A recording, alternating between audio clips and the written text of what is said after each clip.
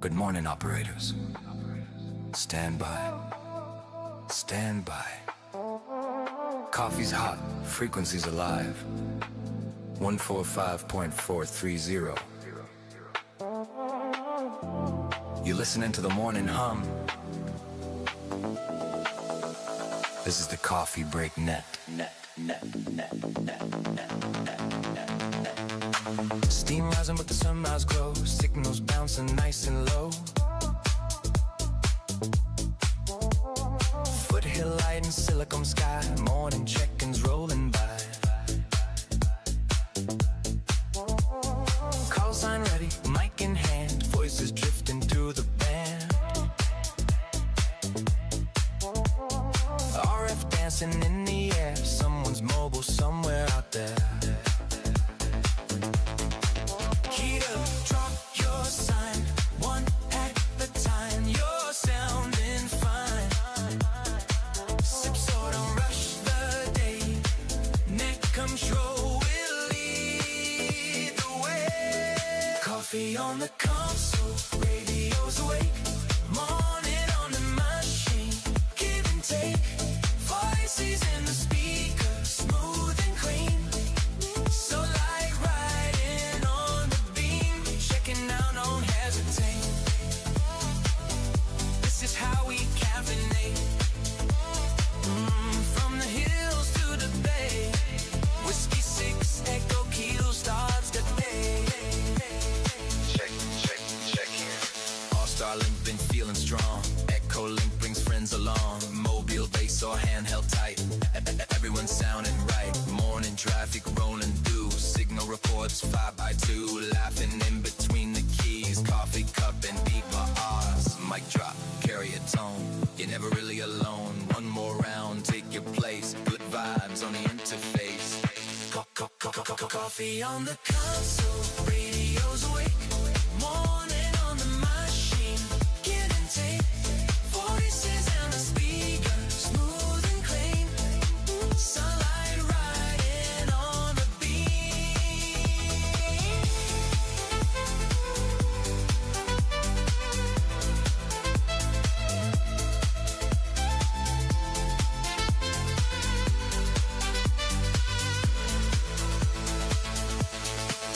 Check it out, don't hesitate.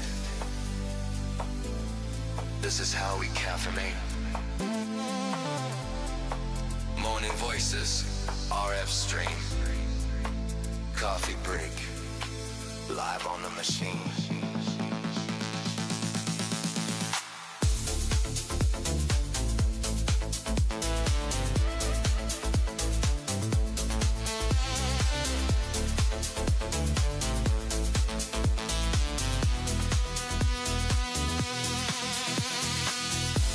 Good morning, operators. Stand by. Coffee's hot. Frequency's alive. Good morning, operators. Stand by. Good morning. Voices.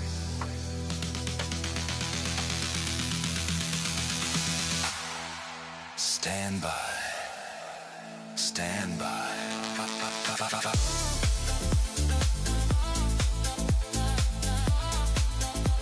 Good morning, operators.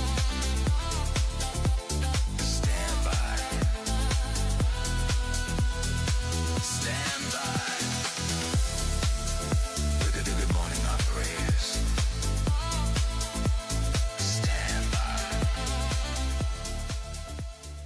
Stand by.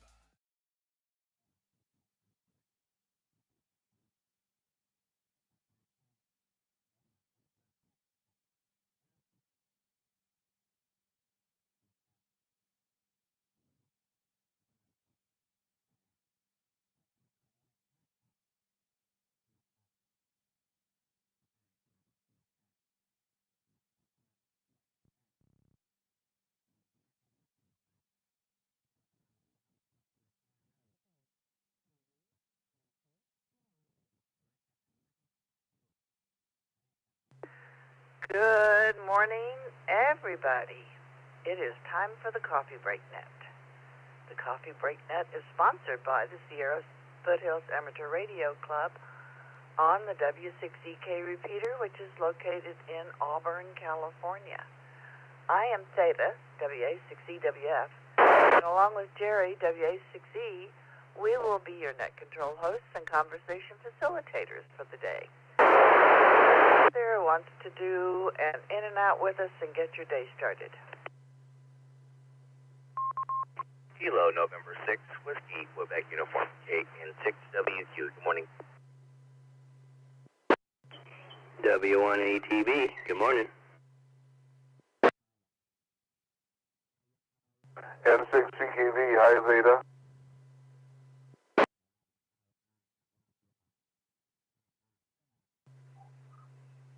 KJ5, Golf Whiskey November, good morning Theta. Good morning, Theta, KB6, SSN.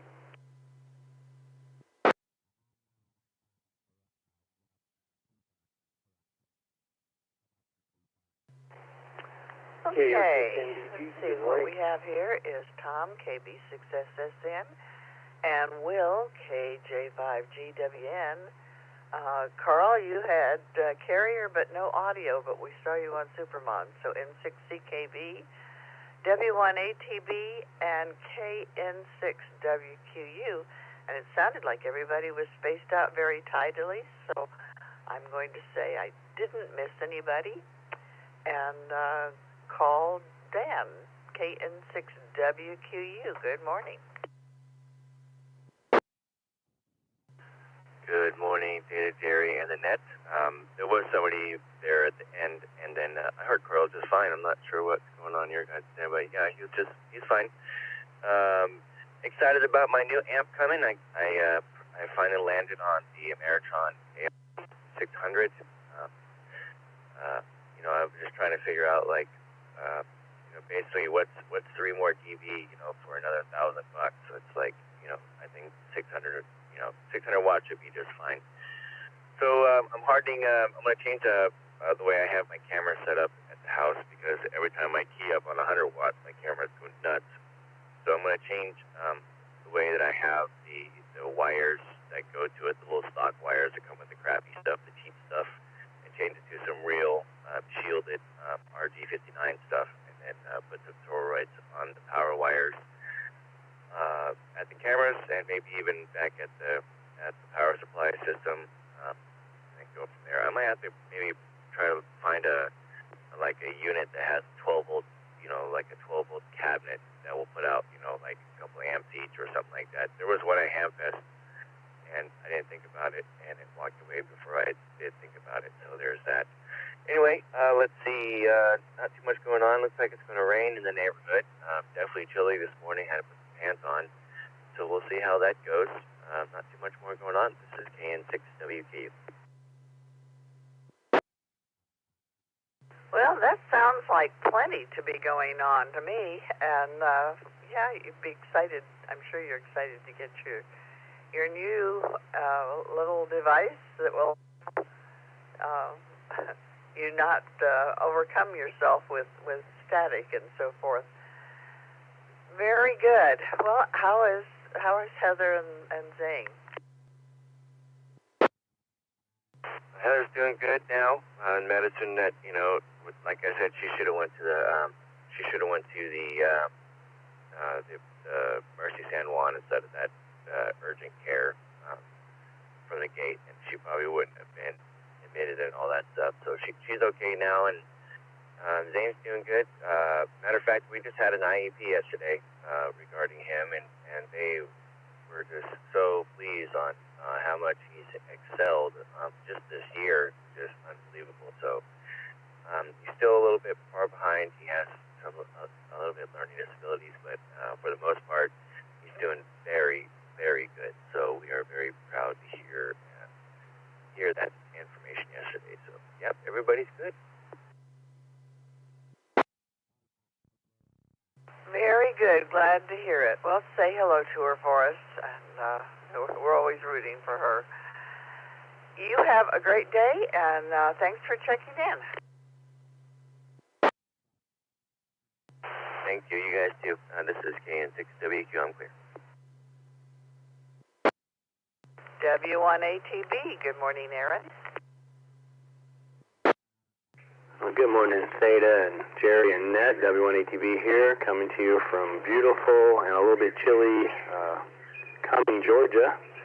Just want to stop and say hi. I'm using DV Switch, first time ever I got it working, so hope this is coming in well. It's coming in great from Georgia. What took you to Georgia? We have family here. My wife's sister and brother and sister-in-law and kids live here, and then I have a son and grandkids, and their family all live here, so I'm going to see them tomorrow. Looking forward to that, see my grandson, sons, and yeah, just family. Well, I hear the birds singing in the background, so that will be a lovely visit, and thanks for checking in. You bet. It's beautiful here, and it's always nice to be able to stay in touch. I did not bring my clear node this time. I forgot it. So I got this working so I can still stay in touch. It's pretty cool. Much better than Echolink. I don't like Echolink, so I'm glad I got this working. Anyway, you guys have a great day. I hope it's nice weather there. I heard there might be rain coming in. I don't know if that's true. I'll be listening for Mark here in a little while. And have a great day. 73 W1ATB. And this is W6EWF for the Coffee Break Net. Carl, N6CKV, are you going to be able to talk to us? How is this working, Theta? Working just fine now.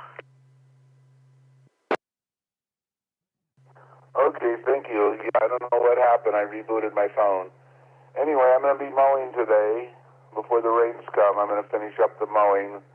The wildflowers are wilting away, so it's a good time to mow. And not much exciting going on.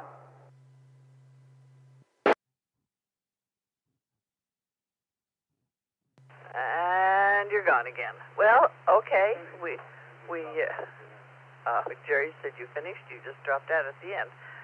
So you have a great day of mowing, and yes, I guess the rain is coming, but not today. It's going to be beautiful. Okay, I'll say 73. Everyone have a good Thursday. N6CKV. Hi, Gerry. Hi, Theta. Hi, Rocky. And say hi to Ruth for us. Always good to hear from you. Let's see. Will, KJ5GWN, good morning.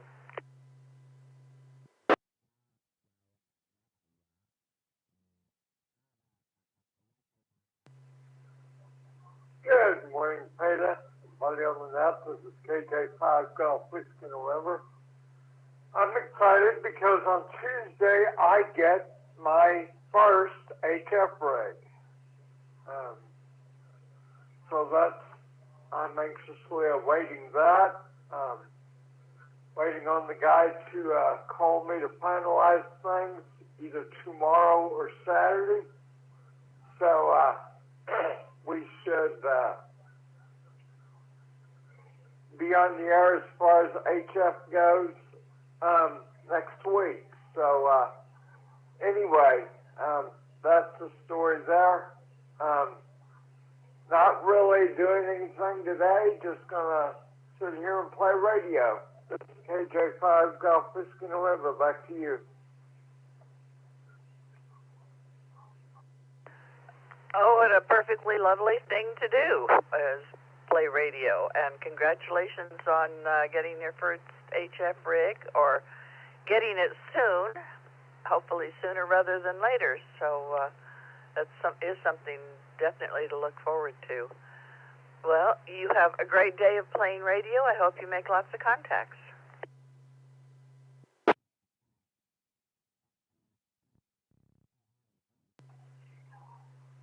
Seven three Theta. This is KJ5 Golf Whiskey November. We're clear.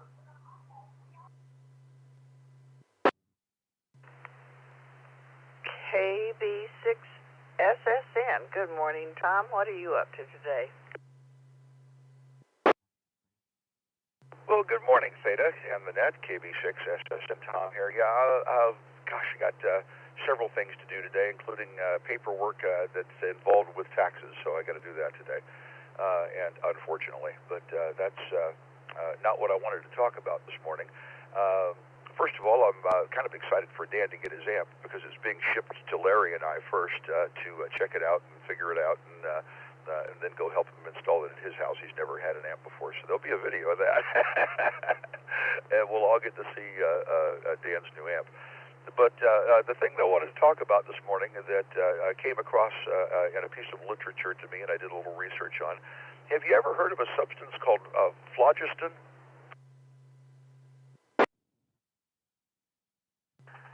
Yes, I have, but then I read about alchemy and things like that.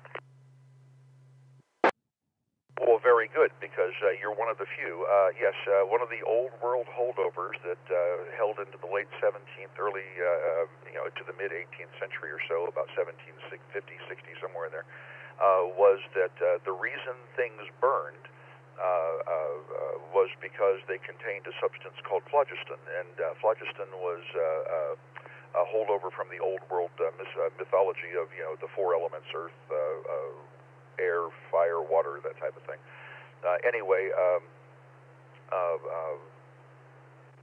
they thought that the gas that they were detecting in the area of fire was coming out, not going in, and they called it dephlogisticated air. Well, a French chemist in 1777 changed the name, thankfully, to oxygen, oxygen generator. So it used to be called dephlogisticated air, but acid generator, oxygen, because he was working with sulfuric acid, and he was under the impression at the time that you needed oxygen to make acid. You don't, so he named it oxygen. And we see this in a lot of words, some of them correct. Hydrogen, water maker. Nitrogen is nitra is actually salt maker. There's all kinds of interesting words in there, but yeah, the phlogiston came up today, and I thought, wow, I haven't thought about that in decades. Well, I have to admit, it's not the kind of thing that comes up in normal, casual conversation.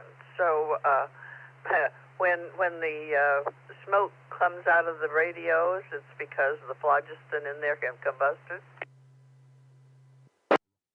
Exactly, and it gives off oxygen. Well, at least that's what they thought up until the mid 1700s or so. At least that was the prevailing. They didn't have a better answer, so what the heck? Go with the one you got, right? But the fact is, there's some very interesting etymology in the periodic table. The gens are pretty much self-explanatory. Whatever the preface is, gen means a maker or generator. So hydrogen, hydro is water, so water maker. That type of thing. That's how they named them back then. And they got several of them wrong, and for very interesting reasons. So anyway, this is an In and Out. Have a great morning. 7-3 KB6 SSN. You too, Tom. You always bring up something amusing. This is W6EK. This is the Coffee Break Net. Let's see, National Day is today. There are a ton of them, so I'm going to give you the short version. Let's see, today is the day of the Masters Tournament if you're into golf. If you're into horse racing, today is the Grand National Day in England. It's the day celebrating the Battle of Bacon's Ear, where some Spanish admiral cut off a British sea captain's ear, and he kept it in alcohol and took it back, and so incensed the British that they started shooting down more Spanish ships. Anyway, another interesting but irrelevant piece of data. It's Cherish an Antique Day. We can cherish our antique, but I can tell you, our kids don't. So hopefully that we're the only antiques that they cherish. It's Chicken Little Awareness Day. Are we Chicken Littles or not? So, and the world is tasking us with that one, isn't it? It's Gin and Tonic Day, or Chinese Almond Cookie Day. I'll go for the cookie over the gin and tonic. It's Name Yourself Day and Unicorn Day. I named myself a unicorn. It's Winston Churchill Day, the day marking the start of the Bataan Death March and former prisoner of war. So some serious days, some silly days. You know, that's just kind of the way it is. So let's do another round of in and outs before we get to Rag Chew, and I'm sure there's some more people out there who need to get their day moving and get on the way. KM6RFK. Main Victor Mark KCNFQV. W6EK LUV. Good morning. K6DLK. Good morning, Theta.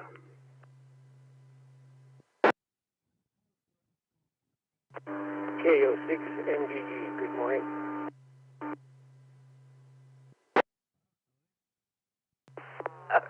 Okay, that batch, you did not spread yourself out nice and tidily. Gerry says he got them all, though. So we start with KM6RFB. Oh, I guess I'm going up in opposite direction. KC8FQV, KB6LUV, K6DLK, K4LGI, and KO6MDG. That was the last one we heard. And then there was somebody who just had carrier no signal. W6EK Mike K6YM.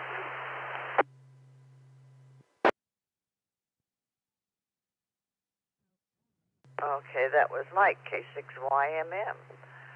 Very good. Okay, I'm going to the top of my list, KM6RFB.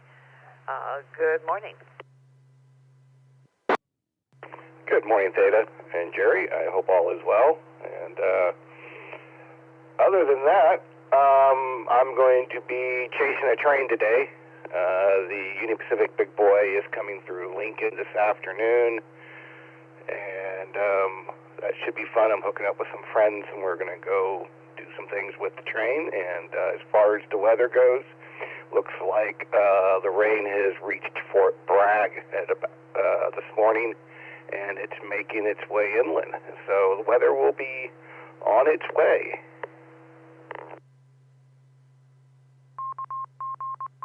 Good morning, Scott. WA6D, Gerry here. I intend to go over to Lincoln to see the big boy come through as well. It's scheduled to come through between 4:30 and 5 o'clock, so we'll go over and watch it chug through.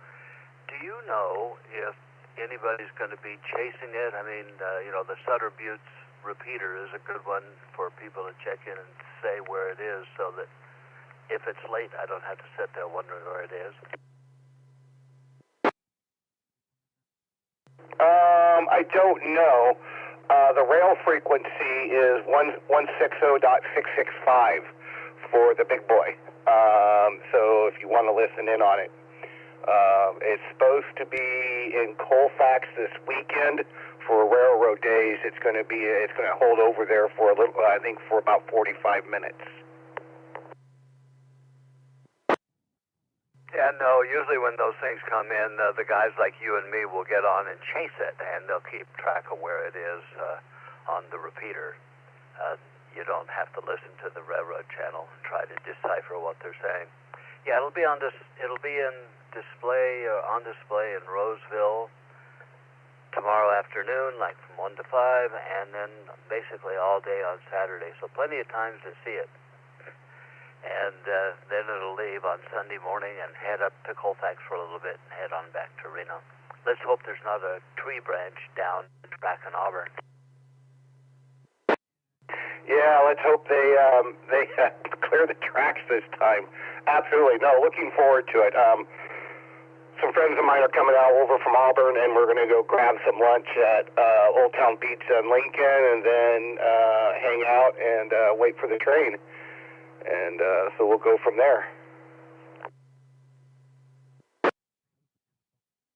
Yeah, I guess we boys just never grow out of the love of trains, but it's quite an event. The complexity of this machine is just amazing, and what's also amazing is they still have people that have the talent and knowledge to restore this thing and keep it running.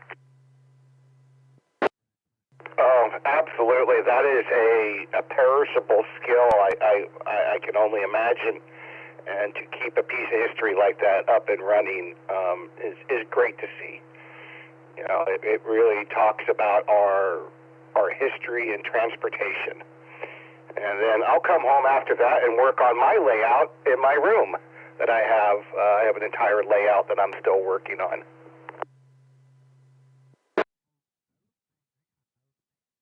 One of my friends here, W6EK, Bill, has a train layout in his yard, and it's quite big. And my grandchildren, when they were younger, he'd let them drive it. He has one of those big complex steam engines that they use down in Sacramento, but he also has a little battery-powered switcher, and I don't know, maybe 8 or 10 cars behind it, and quite a large layout in his place there. So the kids would get to drive that thing and honk the horn, and they had such a good time with it. It was a lot of fun. Well, enough training. I'll give it back to Theta so we can move along. This is supposed to be quick in and out. W6E, we'll see you on the track. Not literally. Absolutely, Gerry and Theta. I'm going to go ahead and kick it back to you so you can move on with the net. But thank you very much for doing this morning. And, hey, we'll see everybody at the club meeting tomorrow night, I believe. Indeed. Well, everybody have.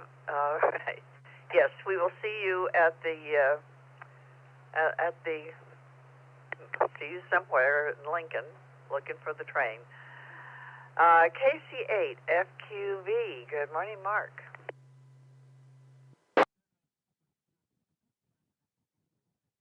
All right. Well, good morning. We'll leave everything reset. You know, everything going good here. Listen to the net. We listened to the Eros last night. We'll go back and listen to that some too. And it was up to 57 degrees when I went down and got the paper out of the paper box. Oh yeah, 62 now, moving right up. They say we're going to get up into the 70s today, so that'll be good. Everything else is going good. Yeah, stopped by a net tonight here, and yeah, I found a lot of nets over. Well, there's on the All-Star net side. Yeah, you guys have a net here tonight, and you did last night too. I forgot about that net on Wednesday night. I don't know if last night was the net or if that was the Zoom. I can't recall now, but I'll go look at the website, and it'll make me sick anyway. It makes me sick, not sick, but it makes me sick that I missed something. But yeah, we got Hamfest coming this weekend up here locally in Cuyahoga Falls, Ohio. Yeah, I know they got a big one out in Oklahoma at the Greene County Fair. I checked into the Break Net, and they talked about that. So there's probably a Hamfest within 100 miles of anyone now in this country, I would venture to say. So let's send it back to net control. KCFQV.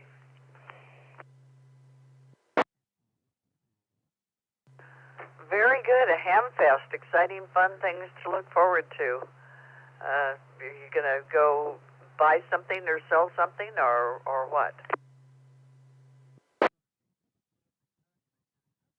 Well, I'll just go and shop the tables, look at them. Yeah, I'll also say sometime a Hamfest is like going to a museum. You know, because you'll see old radios, old things that we grew up with. But yeah, I don't got nothing planned to buy.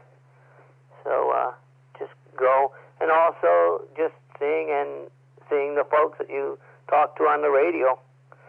So the camaraderie in that. So So there's a lot of different things you can go to the Hamfest for besides just buying stuff or selling. You look at the things, talk to people that you talk to on the radio, and see them in living color. So we'll send it back to Net, KSFQE.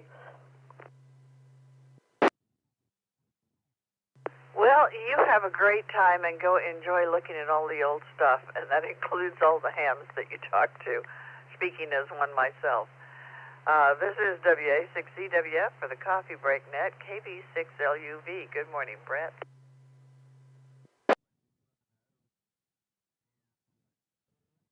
Good morning, Theta, Gerry, Rocky, everybody else out there in Coffee Break Net land.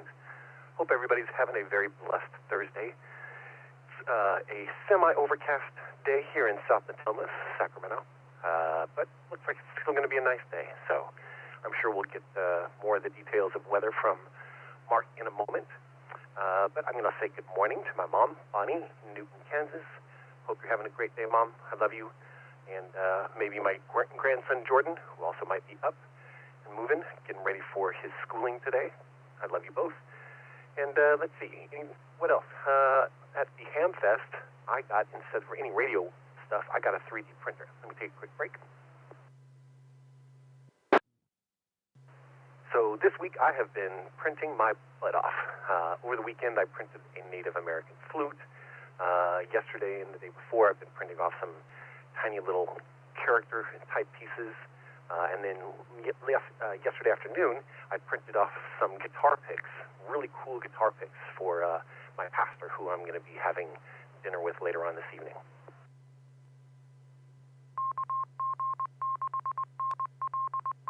Well, what fun.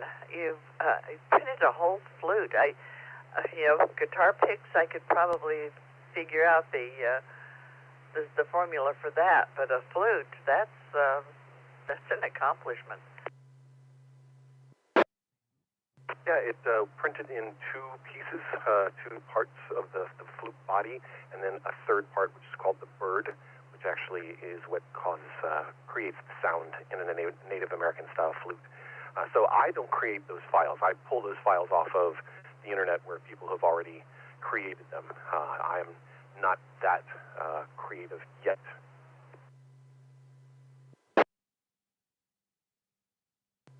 Nevertheless, you managed to make it work, so that's impressive. Look forward. Yeah. Let's see. Can you play something on the flute here? No, that probably counts as music. So, Gerry says, or maybe not. One or the other. It would definitely not count as music at this point. You'd probably be wondering if there was a short in my radio. Hi. All right. Well, these are quick in and out, so I will say good morning, everybody else out in Coffee Break Net land. Have an amazing day. Take care of yourselves. Take care of each other. KB6LUV, View of Love, 73. Clear and listening. You have a great day, Brett, and hello, Bonnie. I hope you have a great day, too. This is W6EWF, K6DLK. Dan, good morning. Good morning, Theta. Good morning, Gerry. Great to hear your voice today. Things have settled down a bit and decided to sneak in. I think I heard YNM in there, too. I'm not sure if he already checked in, if I missed his check-in. I have to borrow LUV's 3D printer. All this news of printing your butt off, I could use a little less of mine. Anyway, I heard SSN talking about dephlogisticated air, and been going through a thing with the drain trap primers. For all of those of you that don't know that these little things exist, they keep the big bathroom drains from venting out. So I am going through a session of trying to dephlogisticate some air in spaces.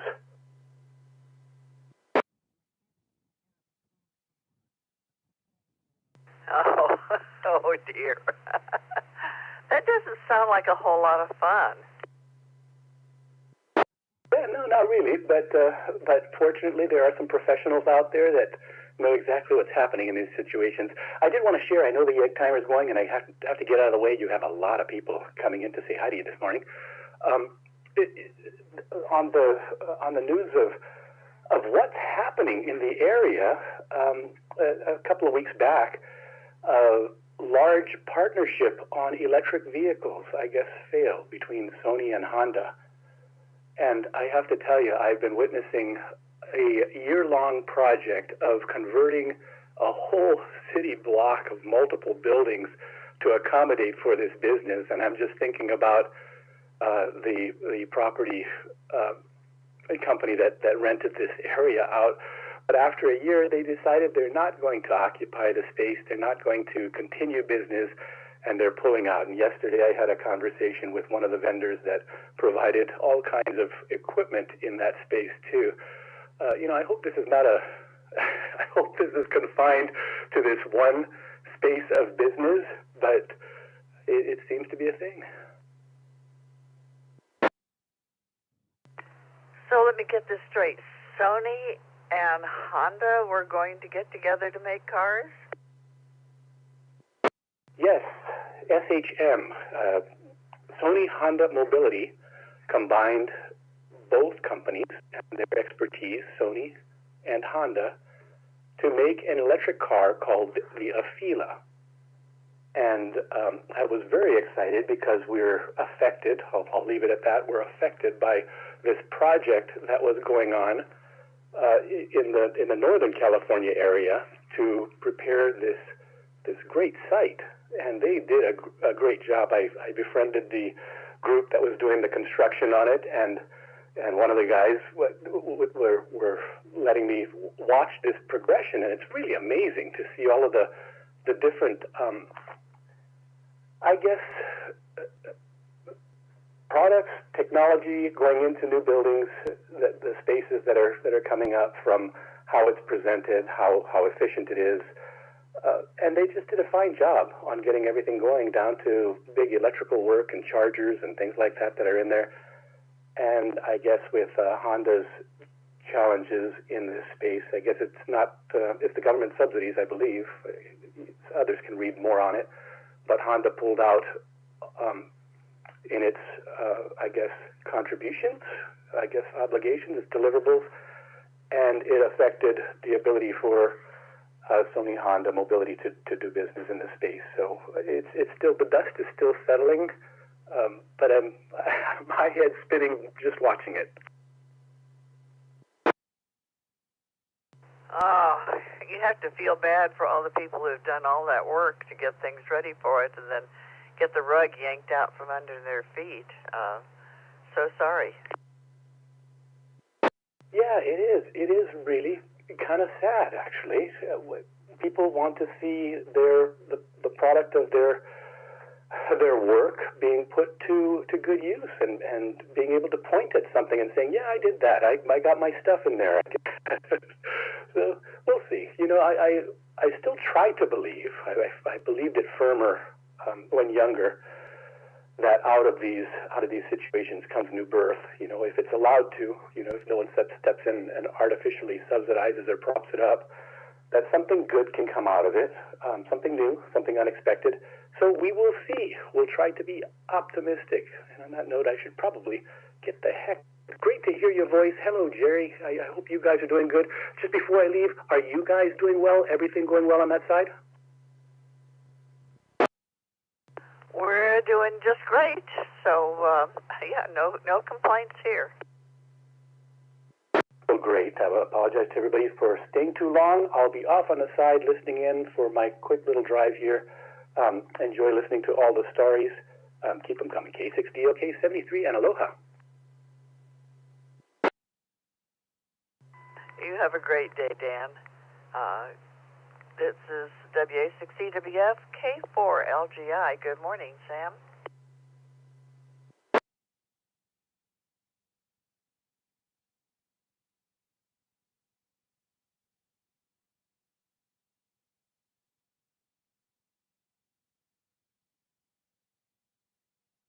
K4LGI. Are you with us?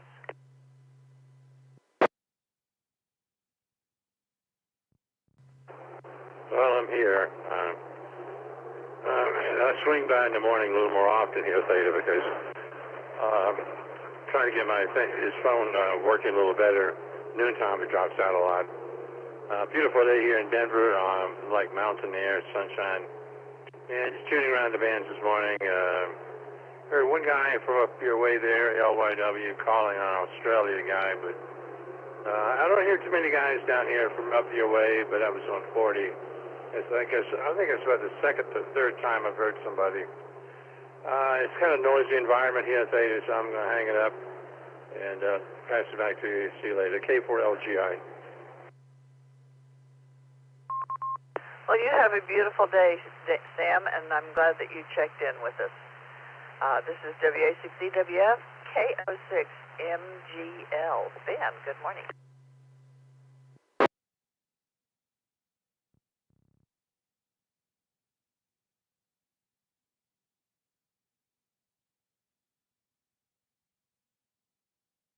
Okay, I messed that one up completely.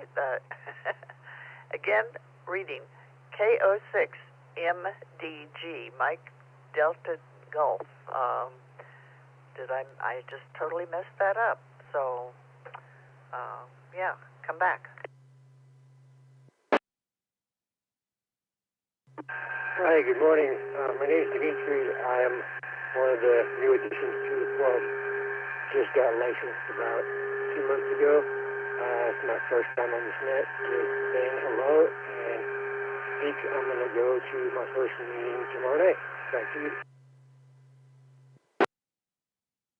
Oh, very good. You get a chance to meet all of these people face to face, or at least as many of us as come to the club.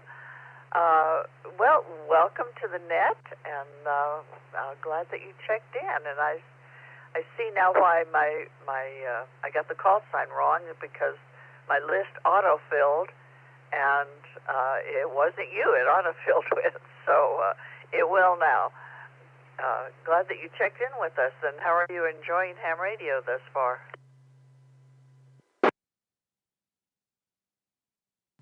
Oh, I love it. I've always been an electronics geek. I'm originally from Russia, so there wasn't much to do for fun growing up, so I was soldering and building things with my grandpa. He was an electrical engineer for the Soviet Army air defenses, and then came down here, and I've been tinkering with stuff most of my life, but finally decided to get licensed.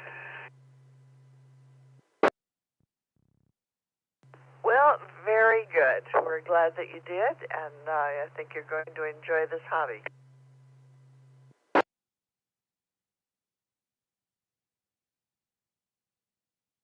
I agree. Thank you very much. 7-3. 7-3, Dimitri, K06, Mike Delta Golf. New to the net. K6YMM. Good morning, Mikey. We haven't heard you on in a while. K6YMM. Good morning, Theta, Gerry, and the rest of the world. Before I start, how's my signal? You're kind of faint and a little kind of like frying bacon on top of your signal. So lean into the microphone a little bit closer, and we'll figure it out. I bumped the power up a little bit. I'm on the bureau, got it set up with a mag mount antenna on a metal coffee can down in the basement, and just impressed with this little thing. But I noticed that on the display there's you can watch the ISS go by, and if you click on it, it shows you the frequencies, and I think you can actually toggle over to it and transmit and listen.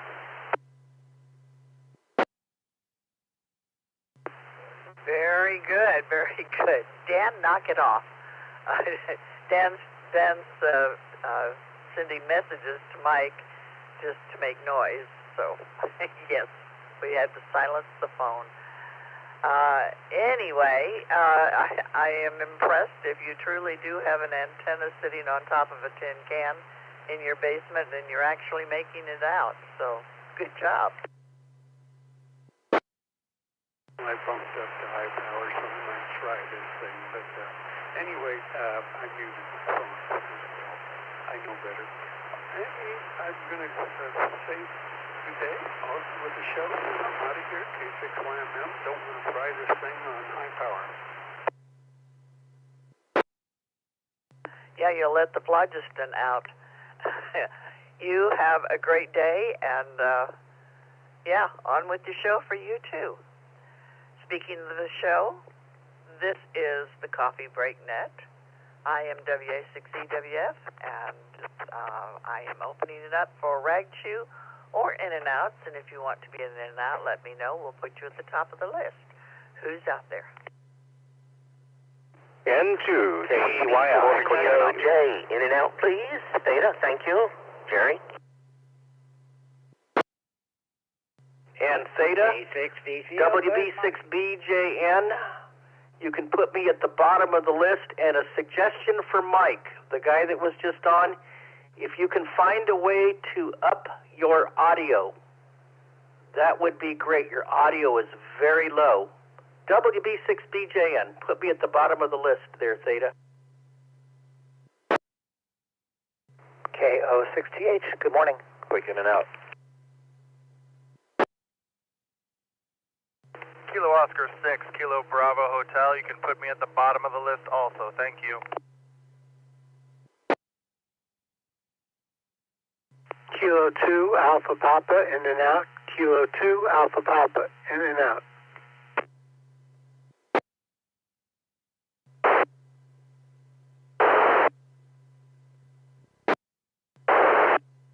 Okay, let's see. We had a lot of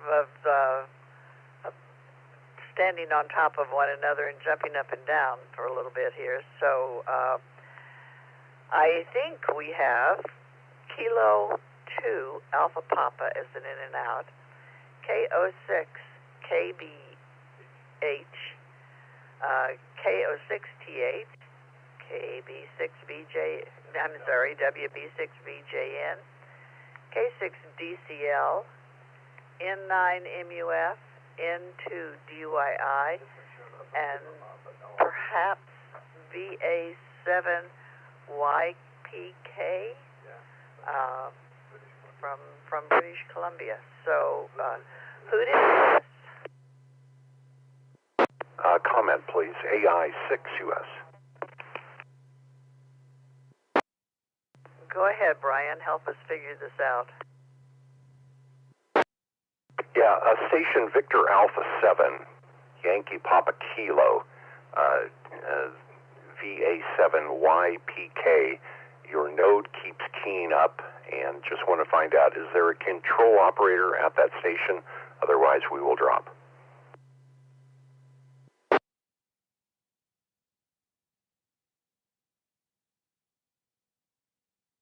Okay, nothing heard. I'm going to go ahead and drop that station. Go ahead, Theta. Sorry about that. AI6US. KI6. Okay, that station got dropped. So who else was in there that we did miss?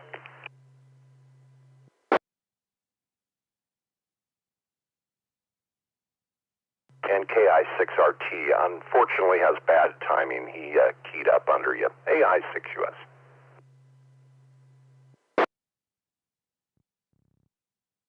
Okay, thank you, KI6RT. We got you on the list. And I think that's everybody. Okay, let's see. We had a couple of In-N-Outs there. K2AP, good morning. I don't have a name showing up for you. Good morning. This is K2AP, Kilo 2 Alpha Papa. Name here is Joe. Juliet Oscar Echo. Juliet Oscar Echo Joe in East Islip, Long Island, New York. Back to you. Oh, we've been there. We flew in there. We took a flight to New York City, and we discovered if we went southwest, it was a small fraction of the price that everybody else wanted. So we hopped all over the country on Southwest and ended up in Islip and took the train into town. A lovely location. Oh, very good. Yeah. We did the opposite. We went from here to San Diego last May, and yes, MacArthur Airport over here is very convenient to us locally. It's about, I don't know, maybe 20 minutes at most, very close. So it works out very, very nicely instead of fooling around with the city and everything. So very good. Thanks very much for picking me up. This is K2AP.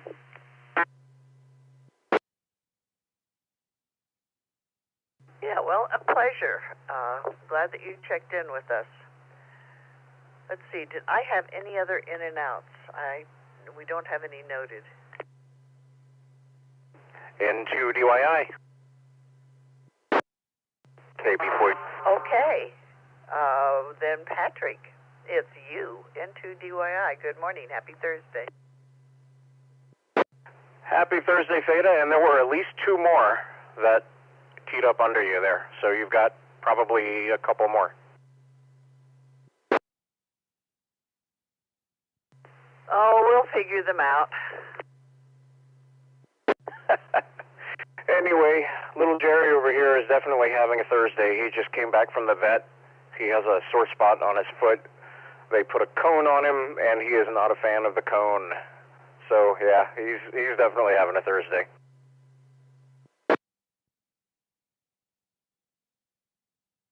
Oh, poor boy. Well, he'll survive. Give him lots of treats. Oh, but he has to take the cone off to eat the treats. He would really enjoy that.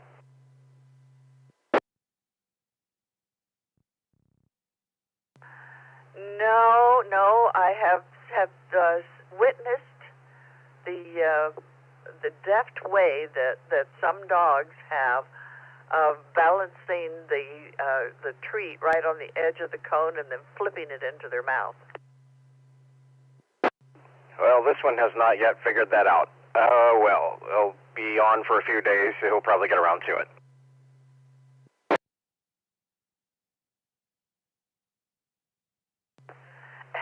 And you have to make sure that the cone is short enough that he can reach his dog dish and water dish with it. That has the option of making a whole lot of mess if they don't. Otherwise, there's lots of things flipping around. Yeah, well, he's kind of a long dog, and this is kind of a short cone, or the other way around, actually. So water is not happening with his cone on. It's just not a thing.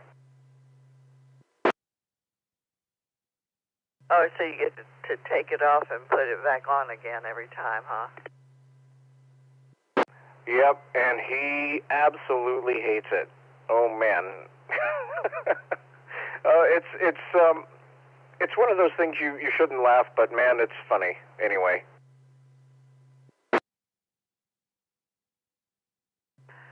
Well, he's a small dog. That's a good thing. When Rocky has to have it on, we used to have one, the original style cone, didn't have any padding on the edge, and when he ran into you, he could leave scars on your shins. I'm waiting for this to happen as well. It's the same kind of thing. There's no padding, and he's a small dog, which is fortunate, but he's also a very fast dog, and yeah, a lot of force. So I'm just waiting for that.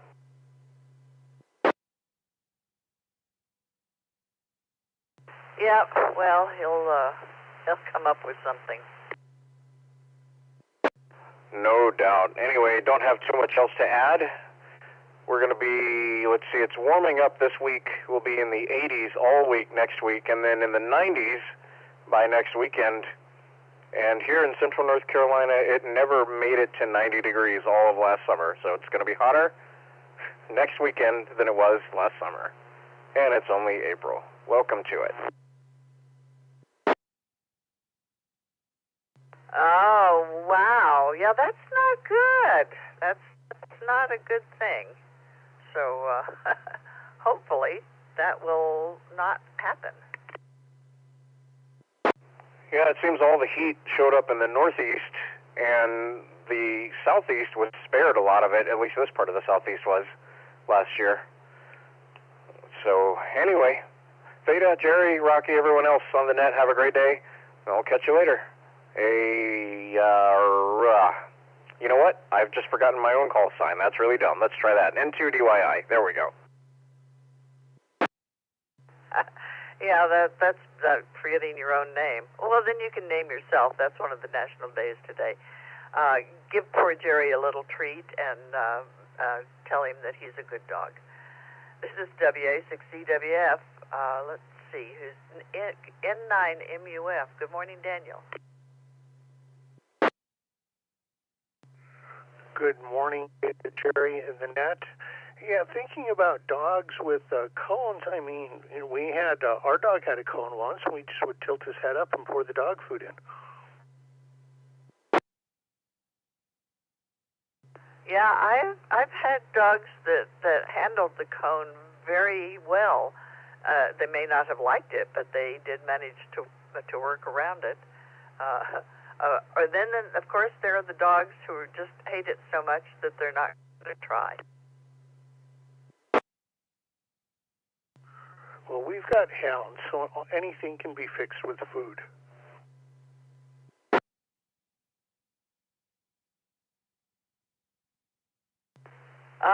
Yes, our current dog is not that way, which is baffling to me. So, I don't know. Anyway, he manages to make his presence known.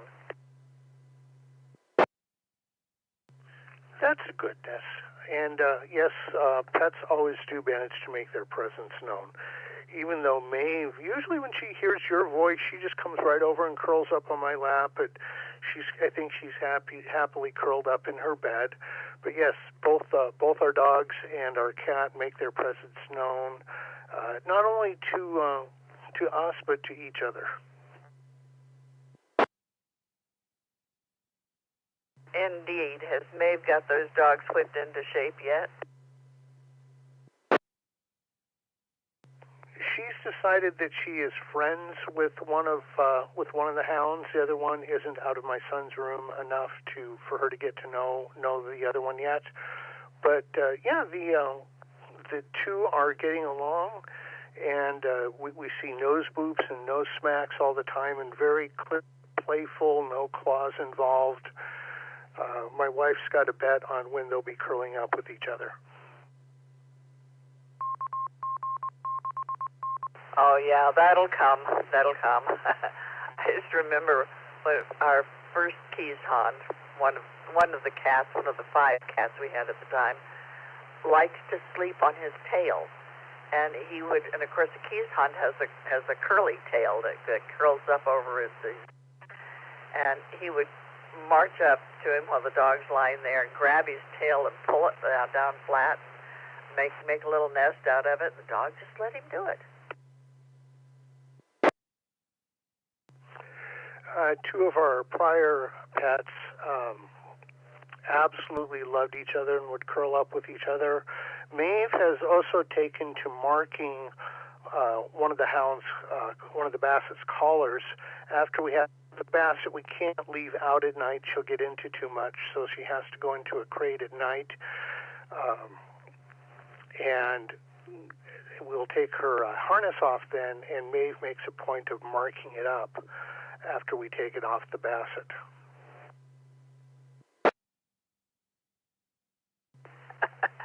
Doing her house catly duties, indeed. Well, what fun. They do entertain us, don't they?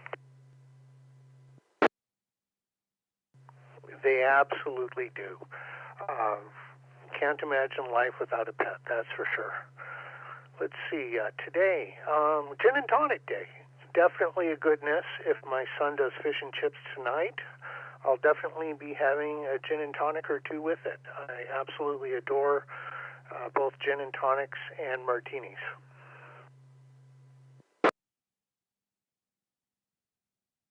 Oh, well, and as I said, I would go for the Chinese almond cookie. But, yeah, to everyone their own poison.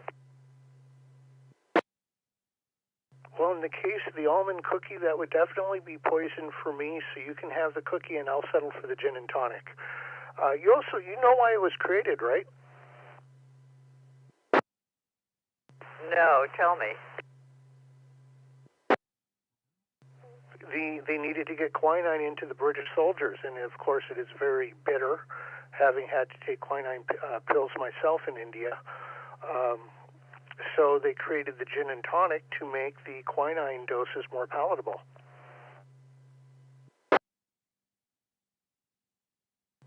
Oh, I never knew that. So I've learned all kinds of good things today. And the quinine can also help with hand cramps. And so in one of the bands, one of my riders was that I get a gin and tonic about half an hour before I take the stage to help keep the hand from cramping up, because you play a 2.5-hour gig, and sometimes I'd get cramps in my left hand, so that was one of my riders.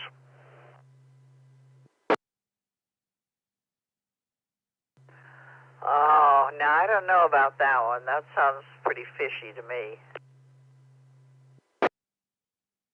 No, sardines would have been fine, but it doesn't have the same impact as the quinine.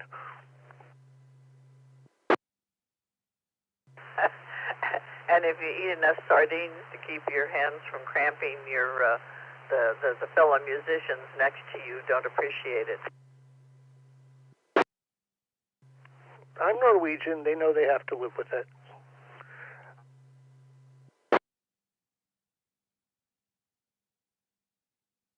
Oh, well, very good. I'm glad that you're proud of that.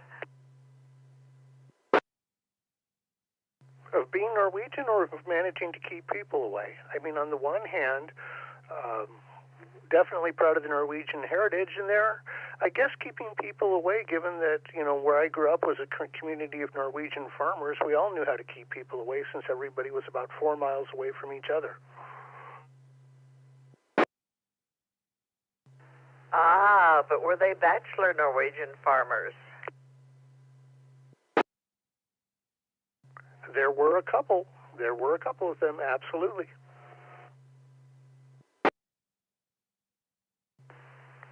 Oh, I always wondered why they had to be bachelor Norwegian farmers. Surely they could have come into town long enough to find a wife, right? Yes, but would a wife want to find them? Oh, okay. Good point. Good point. Well, very good. So what do you have planned for your day? Not sure. Probably a little bit on the job search. I kind of overdid it the last couple of days, and the brain gets slightly melty when I pull up the job boards. It's sunny out, or it's starting to get sunny. It was raining in the morning, so hoping I can get a few needfuls knocked out and a little bit of a job search in, but self-care and not overdoing it, and definitely some radio. No CW events. I'm listening to SSTV right now and reminding myself that stopping and breathing and sometimes slowing down a bit is a necessary part of the day. I will admit I inherited the work until you drop part of the Norwegian farm kid heritage, and I've got to remind myself that it is not a sprint, it's a marathon.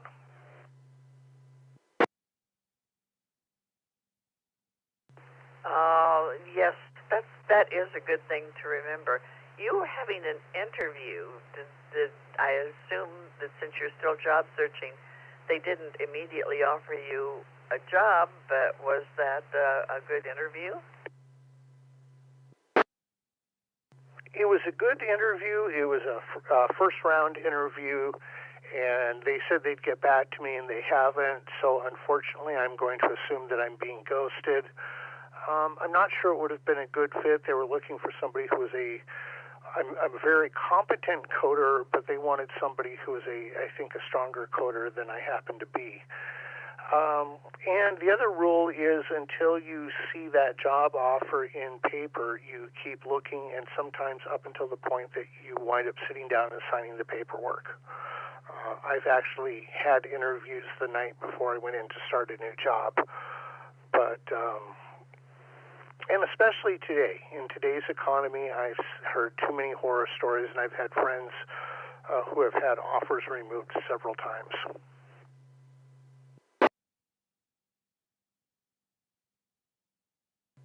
Yes, I have heard that too. So, I'm sorry that you have to go through this, but you know, the right job will come along one of these days. We kept telling that to our daughter, and sure enough, she's got the right job. So she's very happily employed. So, you know, I will send that good employment vibes to you now. There are some health things in my life that I wouldn't have taken care of if I'd been working. Again, part of the Norwegian farm community. There was a friend of ours who had a heart attack, and he finished up the day at work and then drove himself 25 miles into the hospital. And they were like, "You had a heart attack several hours ago, and why didn't you come in?" "Well, I wasn't done with work for the day." And so there were some things that, from a health perspective, I needed to slow down and take care of. I wouldn't have done that had I been employed.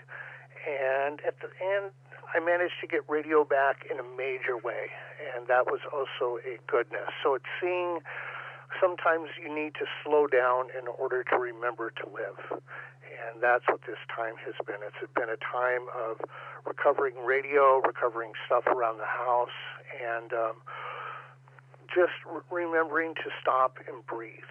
And so while, yes, I would very much like a job in my hands, I am seeing the positive sides of not having full-time work at the moment.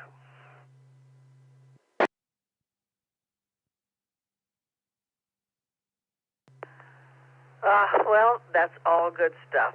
So, like I say, I hope you have success in your job search, but do it gently. I would definitely like it soon. I think I'm ready to get back to work now. And another thing, if I'd been employed, I wouldn't have found this net. I'm very glad I found y'all. I'll go ahead and say 7-3 so you can get on down the list. So 7-3 to you and Gerry, Theta, and to the net, and 9MUF. Comment? In 9MUF, this is W6EWF, K6DCL. Dave, good morning.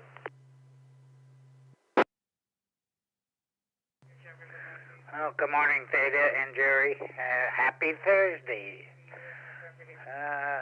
Boy, oh boy, I tell you, it's been a busy week for us, but we're going to settle down and just relax a little bit and maybe do a couple of things, but nothing very important or rigorous. There you go. I hope you guys are doing okay. I've got my Bridgecom Maverick radio here in front of me, as well as the Bridgecom Skybridge Max in front of me, and listening to some guys. Currently, the guy on there is from the United States, listening to the worldwide Talk Group 91. Anyway, other than that, that's lots of fun and very expensive. And who said the sun cycle is going to wipe out communications? Anyway, hope you guys are doing good. K6DCL. We are doing very well indeed. So yeah, enjoy listening to your net and a worldwide net. That's great. That's what we are. Yeah, we are a worldwide net. You have a great day and enjoy your biscotti if you haven't finished it. This is W6EWF for the Coffee Break Net, KI6RT, John. Hey, good morning, Theta, Gerry, and the net. Just doing what dads do. Michelle and I are driving some outdoor furniture down to Mid-Peninsula for my daughter.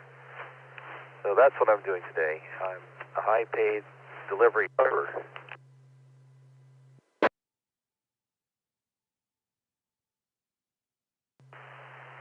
Well, you're being good parents. Yes, that's what good parents do. So, and besides, you get rid of some outdoor furniture. and you know, in our life right now, that getting rid of anything is a good thing.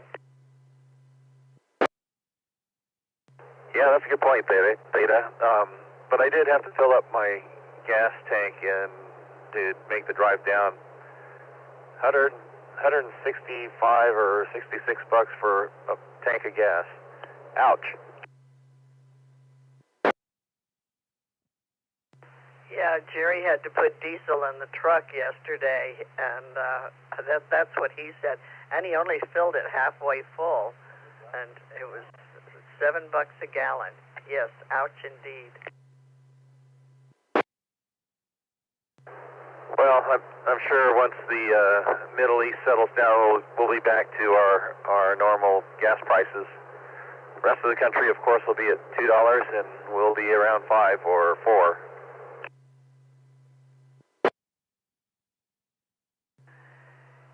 Yes, or you know, the gas company goes, well, they've eaten at that price this far. Let's just keep it there.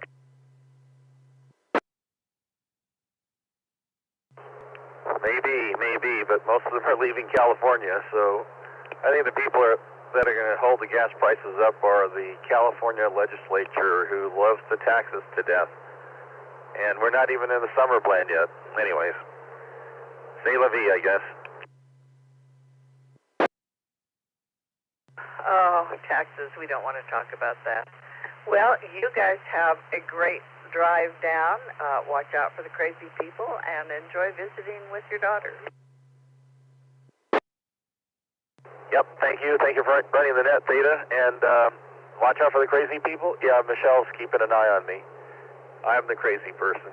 KI6RT, back to net.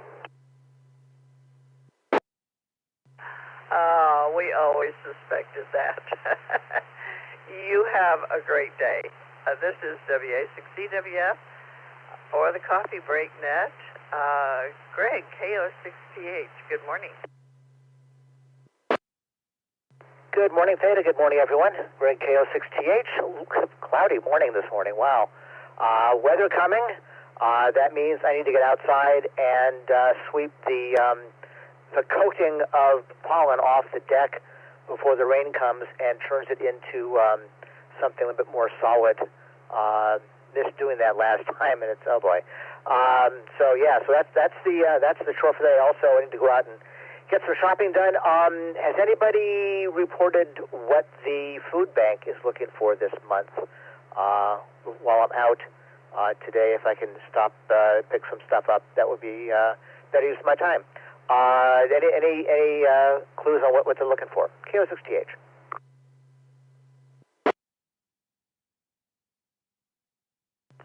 Not that I've heard thus far. Does anybody have any information about that?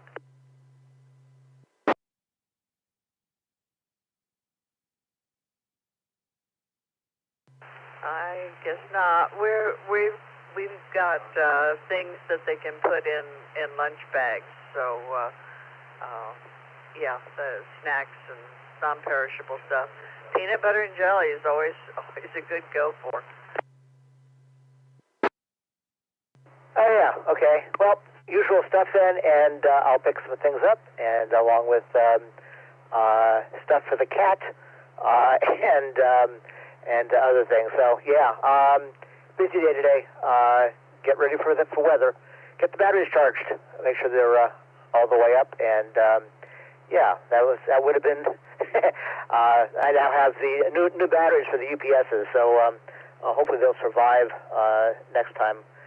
The squirrel decides to take out half the grid around here. Had that happen at home once. didn't take out the power, but I look out my bedroom window and there's this squirrel. The three wires going across between the poles. The two phases in ground. It had stretched a little too far and was caught between them, and just sitting there, stuck on the on the pole, on the wires, not moving, obviously, quite dead. But I had to call PG&E and come out here, and they just knocked it off and left it on the ground. Really, guys? Anyway, so onward. KO6TH, back to net. Picking up dead squirrels is not in their job description, which reminds me of years ago, they had resurfaced Horseshoe Bar Road, and so they had to restripe it, and there was a dead skunk in the middle of the road, and their job description did not include picking up the dead skunk, so they just striped right over it, and somewhere I have a picture of a skunk that has yellow paint just going right across that dead skunk, and it was out there for a long time. And then, of course, when it finally disintegrated or got washed away or something, there's this gap in the red stripe. Oh God, yeah. Now, if they'd been using white paint, you wouldn't have noticed it. Good Lord. Anyway. On with today, I guess. And what else have I got? Oh, I'm working on the galley furniture, if you will, the mounting of the new induction cooktop for the boat. And I've got it all figured out. Just need to cut a very large hole in a piece of wood to drop the cooktop into, and then schedule some more time down, burn some more dinosaur squeezings, and head back down and get it installed. KO6TH, on with the day. Very good. I don't know if you're familiar with an induction cooktop, but I bought a small one, one burner for the motorhome, which I really like. So I'm kind of thinking about doing an induction cooktop in the kitchen here. It's very nice. So you'll enjoy using it. I've already tried it, and yes, definitely. I was given one. Thank you, Mike. And to try out, it works very nicely. A little small, and I wanted something a little more mechanically secured to the boat. So I picked up a two-burner one from I think it was Home Depot, and tried it out as well, and it works very nicely. I hate the old electric ranges, the glowing coils. Those were so inefficient and dangerous, frankly. We had one melt on us at home many years ago, sending sparks out and all kinds of nasty things. But the induction ones, it's faster than gas. It's supposed to be more energy efficient. I don't know about that. Neither one, I guess, in California is all that efficient. Quite impressed. The only issue I've got is that especially the true burner one I got for the boat, the top is very slick, very slippery, and on something that's rocking back and forth, that's probably not a good idea. So I need to go out and get. They make these silicone pads you can put on on top. Their purpose is to keep them getting scratched, but they also have a bit more grip to them and keep things from sliding around too much. So that's the idea there. The new one is not going to be on a gimbal. I couldn't figure out how I can do that. And so many people have not put gimbals in when they upgrade the galley. So I'm not going to be cooking while I'm cruising down the waves, if I ever even do that. It's going to be fixed. KH, back to that. Oh, I was going to tell you the secret to that is that Silpat mat and you can get that at any in any cooking place. I guess even in Rayleigh's, you can buy a rolled up Silpat mat and just put it right there on the top of the cooktop, and it works great. I do have that on mine. And you're right, you don't want it sliding around. Well, you don't want the pan sliding around and scratching up the top either. So that's the answer. And you already know it. Now all you have to do is get the Silpat. So good job. Is it any of those Silpat mats, or is there a special one? I mean, I'm sure they'll sell you one that's special and marked up, but is there a special? I mean, I've got my wife always uses those Silpats all the time. I've got two of them. Just use those, or is there a special one that is higher temperature rated or better for that kind of purpose than just the regular Silpat? Well, they say that they're certified up to 500 degrees. I just used the one that I used for baking cookies. That's what these were for. So okay, sounds good. Saves a trip to the kitchen store is the one I usually go to for anything needed for good quality stuff for the kitchen. They moved. They were up here on this end of 49. Now they're down in town, I believe, near where the old PG&E office used to be. But yeah, they have a lot of good stuff. I was going to head down there one of these days and see what they recommended. But okay, well, very good. Thank you much for that, and on we go. KO6TH. And this is W6EWF, KO6KBH. Tim, good morning. Hey, good morning, Theta and the Net. Yeah, I'm here in West Sacramento, and I found myself in a little bit of a pickle. I am counterpoised. I'm doing all sorts of odds and ends things today. I got obviously a little too many things going on because I've misplaced my wire snippers. I don't know if anybody can relate, but I just had them. They have a yellow handle, and I've been looking for like the last 10 minutes. I can't find it anywhere.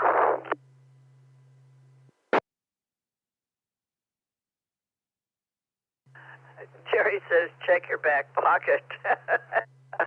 It's like having your glasses on your head or hanging in the front of your shirt. I have done that. I've looked all over the place for my glasses, and they're hanging on the neck of my shirt. I'm literally beside myself. I was like, oh, I put it in the backpack. Nope, it's not in the backpack. It's back in my toolbox. It's not in my toolbox. It's on the shelf. I don't know. I think that just means I need to take a coffee break. Ha ha ha. Little plug for you there.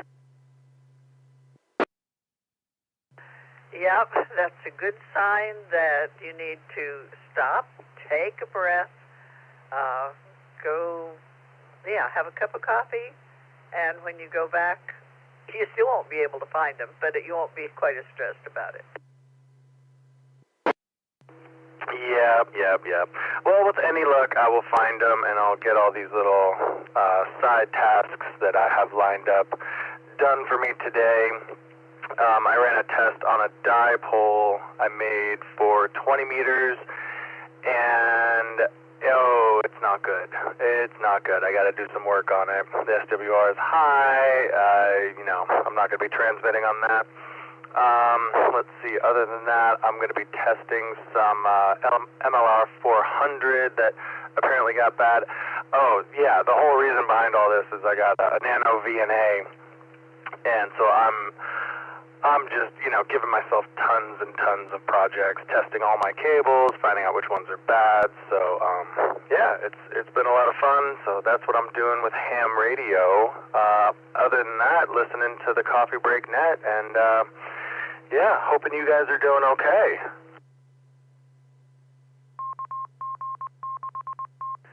We are doing just great. Yes, there are a lot of people here who are great fans of those nano VNAs and have a lot of fun with them. So it can create more projects for you than you knew you needed to have.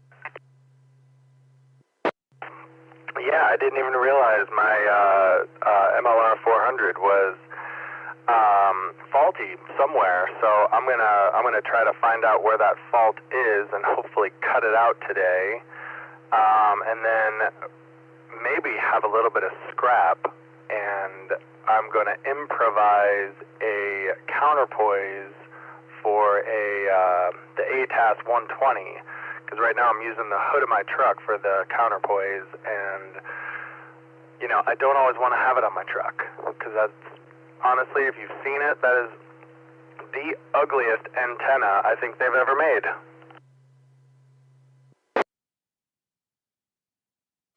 Oh, I have serious doubts about your qualifications as a ham. If you think any antenna is ugly, that's just not good hamness. Okay. You got me. I personally might not like the look of the ATAS 120. However, it works. That thing works crazy. I mean, you just tune it up on almost any band, and it just works, man. I mean, it's a little too easy. You know, I have to like go make a dipole that doesn't work to make ham radio challenging again. Back to you. Oh, there you go. Well, if it works, it can't be ugly if it works. Well, you have fun playing with, go have your cup of coffee and take your deep breath and go back and see if you can find your wire strippers or snippers or whatever it is you lost.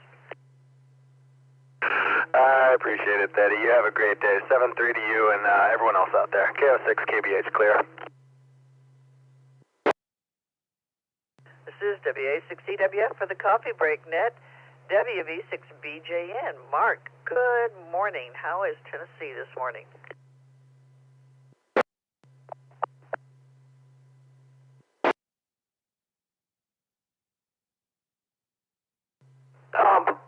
Did you turn it over to me, Theta, WB6BJ? I did, Mark. Good morning. Very good. I had something going on in the background back here, and so I had to double check. I thought I heard my name, and I thought, oh, okay, maybe she's calling for me. WB6BJN. Well, good morning to you, Theta. Good morning to everybody. I was just listening to weather, and man, it looks like at some point we're going to be under some severe weather back here. Looks like you're going to be under some interesting weather, some of which could be on the severe side, and that's because they're calling for severe thunderstorms. And this doesn't happen very often in California, but it can, and I've seen it happen once or twice. And when I lived there were some severe thunderstorms, some of which had rotation, and rotating thunderstorms can have tornadoes connected with them. Weaker in California by all means, but nevertheless there. And a low pressure area coming out of Alaska, two low pressure areas actually are going to be the reason for that. We'll get into more of that here in a minute, but I hope you're doing fine. And we're doing fine down here right now there. Go ahead. We are doing just great. So, yes, we're looking forward to the rain. Maybe wash the pollen out of the air. Although someone said, when it rains, it just encourages the pollen the plants to grow more and throw more pollen out into the air after it stops raining. But which may be true. But for right now, it's okay that it's going to rain. It'd be nice if it dumps a whole bunch of nice wet snow up in the Sierra, so that we can count on having a little bit of water this summer.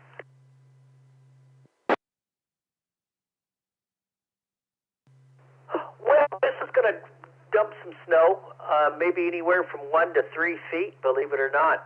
However, I think it should have done more earlier. I think your real storms should have happened a lot earlier. But you'll take anything you can get at this point because they're talking about 1 to 3 feet. In fact, they've got winter storm watches are currently in effect for the northern Sierra and actually all of the Sierras right now. And I've noticed that the barometers are fairly low, even before the low has really gotten there. It is the only rain I could find last hour was at Mount Shasta, had rain, and a lot of sunny breaks, a lot of sunny areas mixed in with clouds right now, and that bodes well for this thunderstorm, this convective activity. The high pressure area is moving away. In fact, the barometer was higher over the Sierras than it was over the valley and coastal regions, which makes sense because it's moving east and over the Sierras, and then the barometers are going to start dropping up there as well. And I use the barometer as a real forecast tool because the lower the barometer, the more stable the air mass can become, and especially this time of the year because we're in the time of year when there are higher sun angles, and there's also some what we call CAPE, convective available potential energy, which means that gives the air mass parcels of air a better chance to rise quickly, and that's what CAPE is. That's thunderstorm juice. And so the thing that can be damaging right now would be hail to crops and plants and stuff that you've planted in your garden. And even pea-sized hail, if you get a lot of it, can be potentially damaging. Let me take a break. So what we have are two low-pressure areas, both coming out of the Gulf of Alaska. And the first one is the weaker of the two. That starts weather coming into California maybe late this afternoon and tonight. Could be a chance of some showers and thunderstorms. 20% chance today, 50% chance tonight. And then as we get into Saturday and Sunday, the second of those two lows catches up with the first one. And what it does, the big one eats the little one, and it combines. The two combine to make a bigger overall system for late tomorrow, Sunday, and hopefully clearing the area sometime late Monday. But they're what they call cut-off lows. So what happens is they're not connected with the westerlies, and they move very slowly, and sometimes they stall and drift around, and they have their own kind of steering current, and they don't go anywhere real fast. So that's where you could get the snow, anywhere from a half inch to an inch of rain in the valley, anywhere from 1 to perhaps 3 feet of snow in the Sierras. The 3 feet could be at the very highest elevations. The 1 to 3 could be from 4 to 6,000 feet up. So some good wet snow for the time of year, and maybe some good rain out of this system for the valley. So it's not a bad system for California. You need more rain and one little snow in the Sierras there. Go ahead. Well, very good. Yeah, we've looked at it on the upcoming radar, and it looks like it's going to be fun as long as the sky doesn't turn green. Christina and Thomas were here, or I guess they're still here until leaving today. We had dinner with them the other night, and they were talking about the first really bad thunderstorm that they had at their new house. And they asked their neighbor if they should be concerned, and the neighbor said, "Oh, as long as the sky's not green, you're okay." And the sky can turn green, and we said, "Oh yeah." So yeah, no bruise-colored clouds. So otherwise, just nice rain. I'm looking forward to that. Yeah, the other one is yellow. Yellow, green, although I listened to Ryan Hall talk about that, and he says that has a lot to do with hail with the green sky. And it can be a precursor to tornadoes.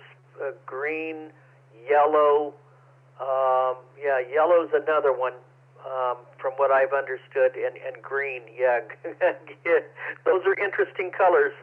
If that happens in the middle of the day, you got a problem. Although we had a tornado come through here, and I don't know if the sky turned green that day. I didn't ask Sarah, but sure remember the roar. So, okay, so eventually this stuff has to come east, okay? And that's already starting to happen. Will start to happen tomorrow and through at least the next week. We're not directly in the path that I've heard right now, but it's going to come close, I think, on day 4 of the severe weather outbreak that starts tomorrow and continues in day 5, I think it would be Wednesday of next week. So, and that's when this stuff finally kind of moves into the upper Mississippi Valley, and it sounds like it could start to get close. Tennessee wasn't mentioned, but we're still a ways out. So, confidence is pretty low right now on what's going to happen here. We need the rain. We're hoping for good rain next week. We're way behind. We need it. A lot of the Midwest in Michigan, especially southern Michigan, Wisconsin, Illinois, they don't need any rain. They've had a lot of rain. Let me take a break.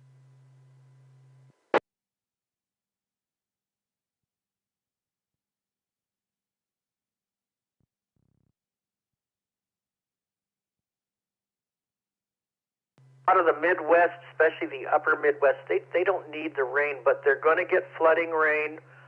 There could be severe weather because there's a lot of warm, moist air. Big high-pressure area will cover around Florida. That will open up the Gulf. And anything that comes out of the plains, out of the Rockies into the plains, and then on eastward, and then even somewhat a little bit northward, is going to deal with this warm, moist air.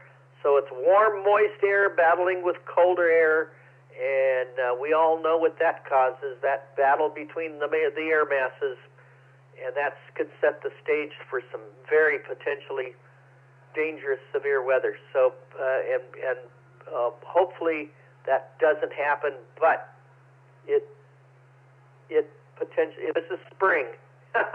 And here we are. And April can be one of the most volatile months. So there you go. So that's what we have to look forward to. It's going to get up into the 80s here over the weekend, and I'm going to go sit out in the sun and enjoy myself and try to not get stung by a wasp like I did earlier in the week. I got stung by a wasp, and that felt really good.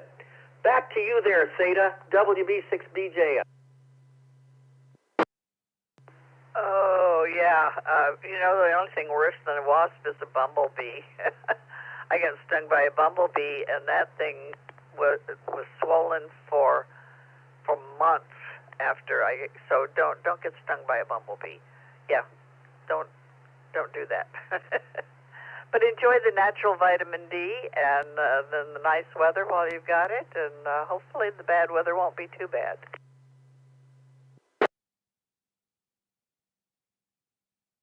Yeah, a lot of times it can get overhyped, and I sometimes think Ryan can overhype it, although I've seen him be exactly right, too. And he's only going by model data and what he potentially sees.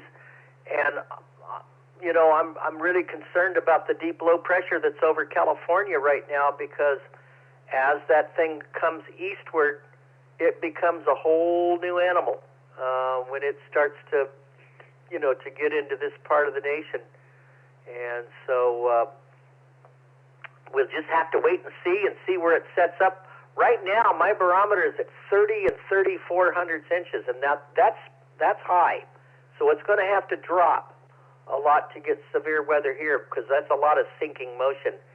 And when this is going on, I don't mind seeing a high barometer. I don't mind seeing some thunderstorms and a little bit, but high pressure causes what we call capping, or what we call SIN. And SIN, convective inhibition, which is the lack of convection. That's what we like to see a little bit of. Spelt C-I-N, convection inhibition. So there you go. Back to you there, Theta, WB6BJN, and we're doing good here and having fun with the new Kenwood TS590SG. Back to you, WB6BJN. Well, that's great, and I hope that you and Sarah have a nice weekend, and don't get stormed out.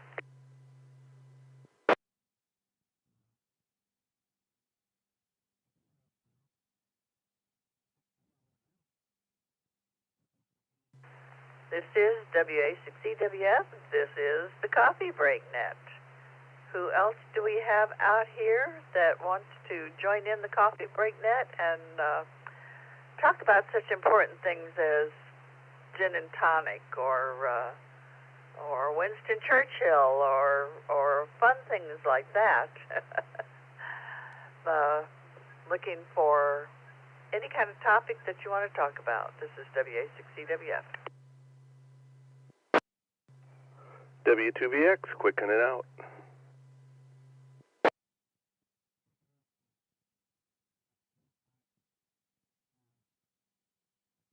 November 6, Charlie India Echo, IO. Whiskey 60, Oscar Mike, in and out.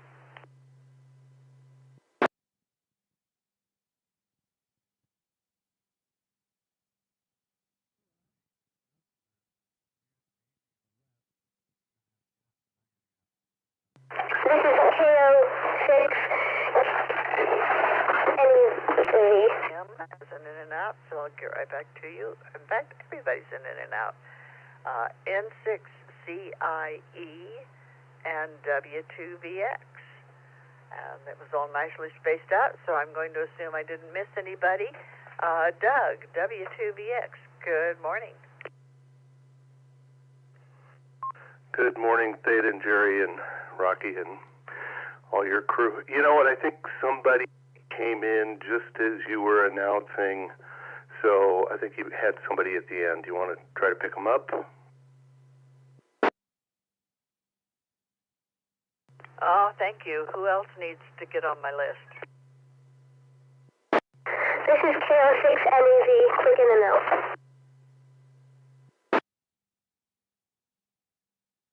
Okay, try that again slower and use phonetics, please.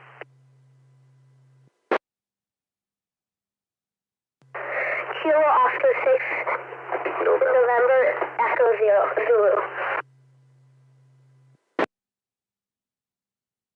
Kilo Oscar 6, November Echo Kilo. Okay, I'll get right back to you.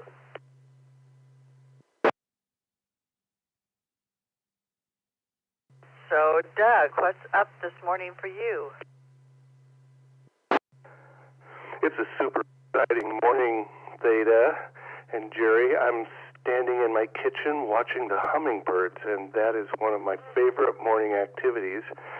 I'm also getting ready to jump on my bicycle and head to the river. I'm going down to Oregon Bar River Access. Just going to ride down there from my house. I'm looking forward to that. Going to try to get in a little bit of riding before, apparently, in the next 48 hours, we're going to get rain. I'm looking forward to that. I'm just a happy guy this morning.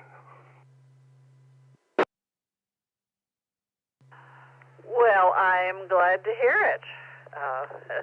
Yeah, you need to get your bike ride in, but, you're going to miss a couple of days coming up with the rain. Hopefully you don't ride that bike in the rain. I mean, it's an electric bike. It'll shock you.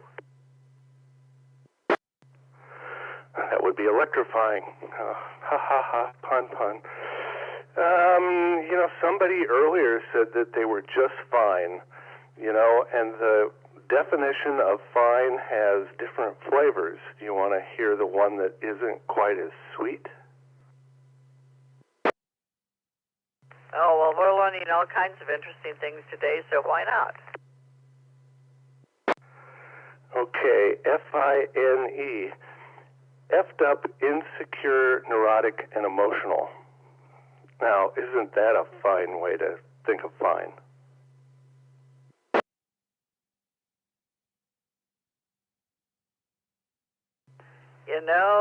There are times in my life when that was the perfect definition of fine.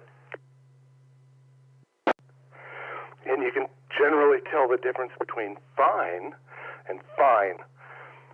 Fine is definitely one of those things that we want to avoid. But for me, today is fine. It's all fine. Sometimes the things that we put in place in our lives to avert disaster actually cause the disaster. Like put in a special breaker to make sure that the power never went out in the vault, in the radio vault, and it has been the culprit in 2 power outages, so it's got to go. That's all I have to say. It's just got to go. Oh, well, if it's not doing its job the way it's supposed to, yep, off with its head.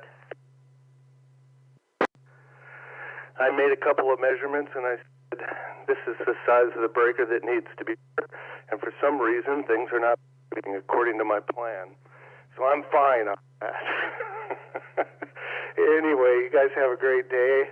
I'm going to go jump on my bike and have a fine time going down to the river, and then back out, of course. So, Theta, Gerry, everybody, have a great day. W6EK. I am clear, and I'm fine. Have a good ride. This is W6EK N6CIE. I'm not getting a name come up for you. Have you checked in before?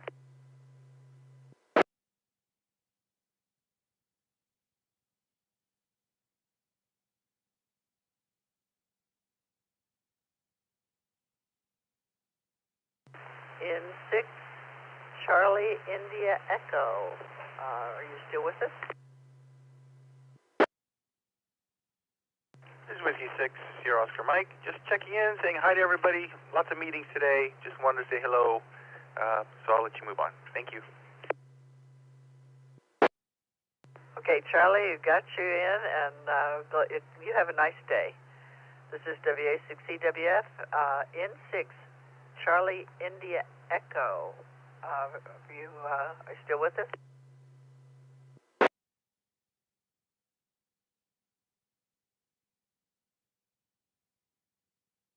Nope, abducted by aliens, I guess.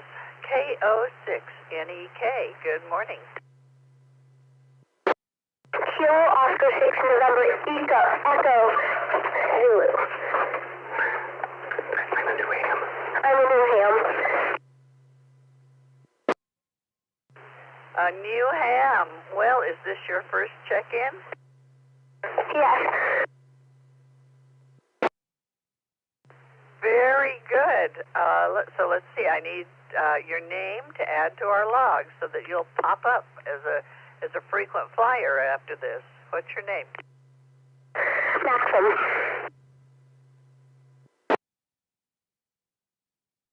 I'm sorry. Say again.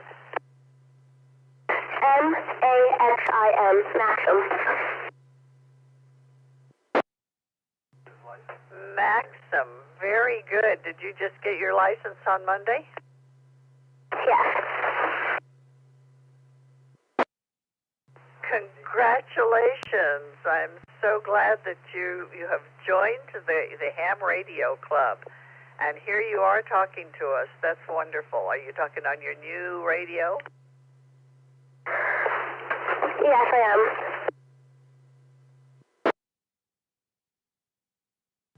How nice. You persevered and you succeeded. So we congratulate you. Thank you.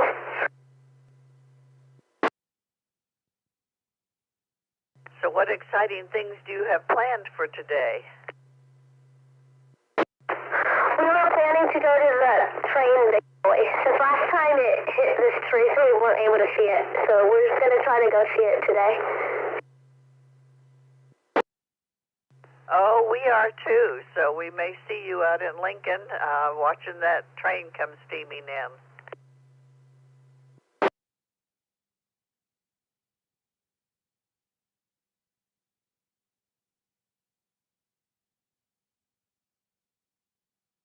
Have a good day.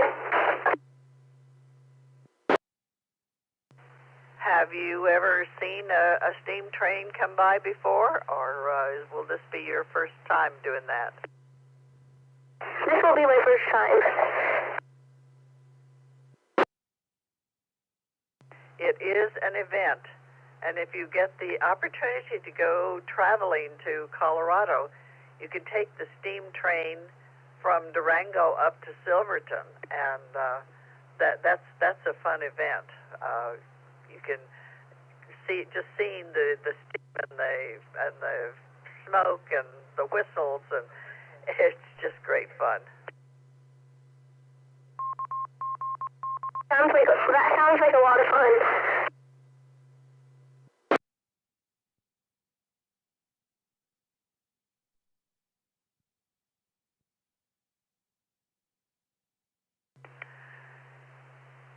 So after seeing the train, you're going to try and take some pictures of it? Yes, we probably are. Yeah. Very good. Well, that'll be a good souvenir for you. And then maybe go over to Roseville tomorrow or the next day and see it stationary. But that's not as much fun as watching it steam along and go chugging along. It's just amazing that kind of thing can work. There are so many moving parts to it.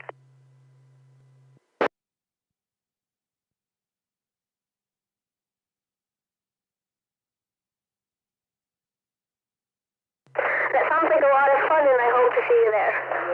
The train set that he got as a boy, and he still has it. We're down in the barn. Do you have one of those, or are you interested in anything like that?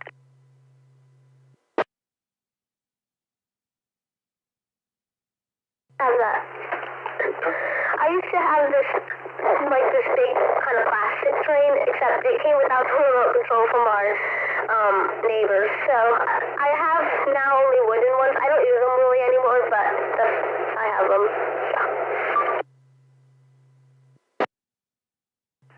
Very good, very good. Well, so nice to talk to you, Maxim, and congratulations again on getting your ham license and getting out there and calling out to the world to talk to you. So you have a great day, and we might see you over in Lincoln as we're looking for the train. Thank you. Nice to meet you. This is W6EK. This is the Coffee Break Net. Who else do we have out there who wants to join in? I have to tell you guys, we have something coming up. We have an appointment coming up not too long after the net's supposed to be technically over. So I'm going to try and shut this down pretty much at 10. So after a little bit, I'll start taking log-onlys. But right now, we're still talking. So who's out there who wants to join in and chat with me? Kilo Oscar 6, India Hotel Juliet. Good morning, Theta. Well, N5TIN.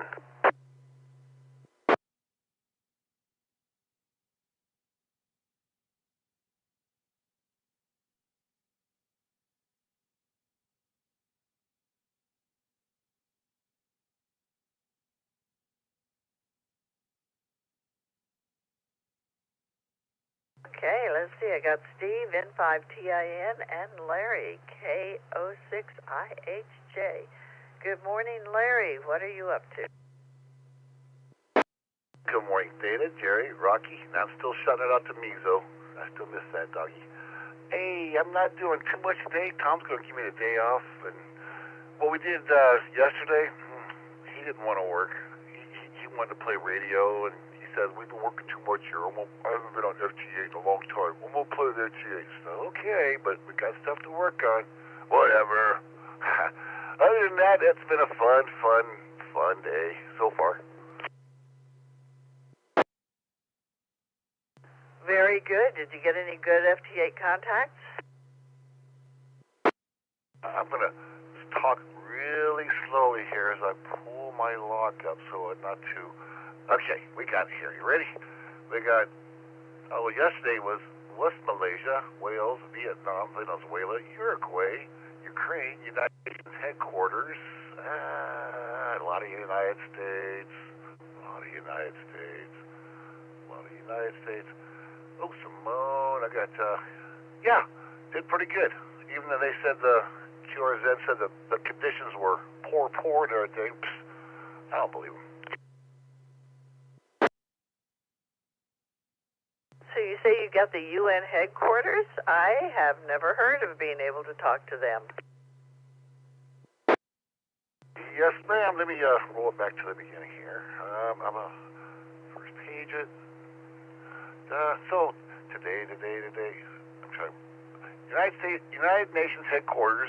United Nations amateur radio headquarters. It was call sign 4 uniform 1 uniform November. Makes sense. United Nations. But yeah, got them. I don't know if it is a him or them. On 24. Looks like 12 meters. So yeah, that was a good grab. And Gerry's sitting over here going, oh yeah, they're on all the time. I did not know that. he said it's like talking to New York City. So he said, same as with Antarctica. I guess they're on all the time. I don't know. Whatever, Gerry in the background. Love you, man. Hey, it was new to me, so it's new to me. You know what I mean? Oh God, it was opened up. I'm going to say 20 was the most opened up yesterday, and it's all over the place. I mean, crazy ones, France, everything in Europe. Other than that, I'm gonna take it easy today. I got to clean up the shack a little bit. We got some items out of here. Thank goodness that we got 3 big old items out of here, and I made enough room to see almost the TV.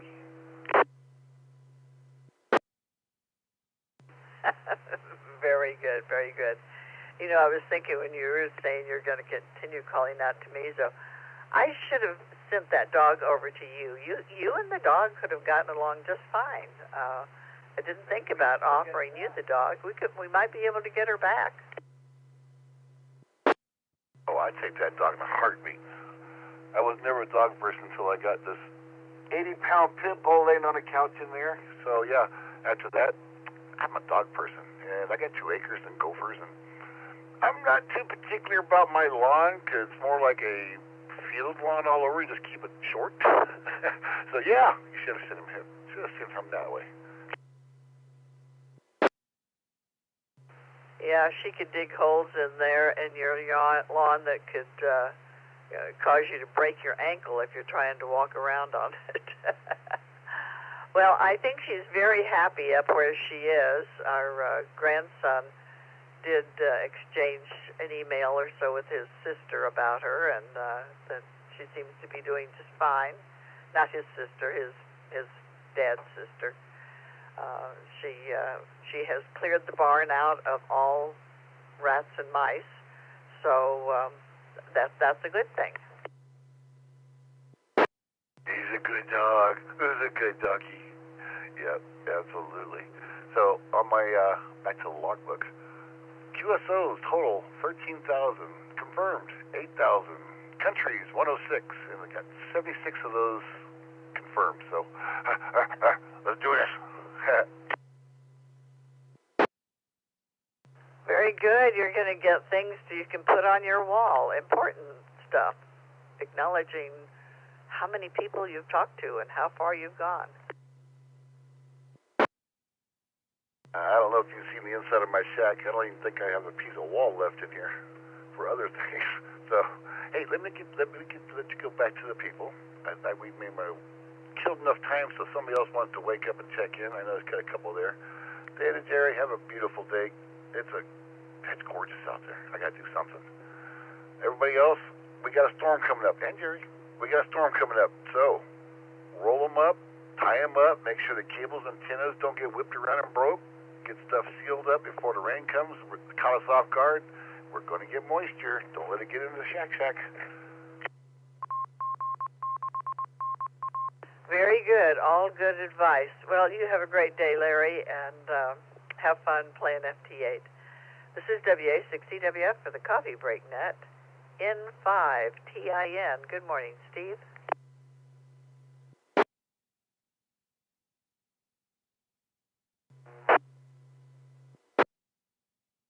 Since I spoke to you, W6EK and the rest of the net, good morning all. It's started off kind of cloudy today here. It's now partly cloudy, but according to my trusty phone forecast, there should be some rain later tonight if we're lucky, and I'm crossing my fingers.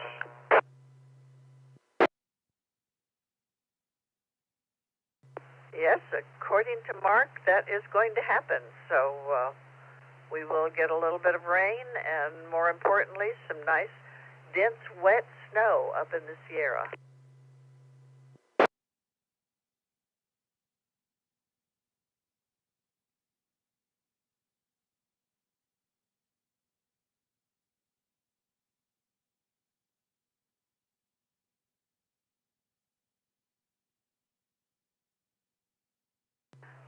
I lose you, Steve.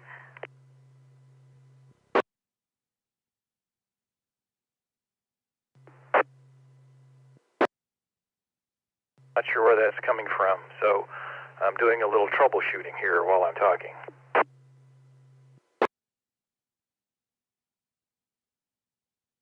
Ah, I understand. Okay. Well, have fun with your troubleshooting. Hopefully you will be successful. Yeah, it's like the squelch on my HT is wide open all of a sudden for some reason. I must have bumped a button or something on it. Maybe I pushed the monitor switch. I'll have to check that and see. Indeed, that was the case.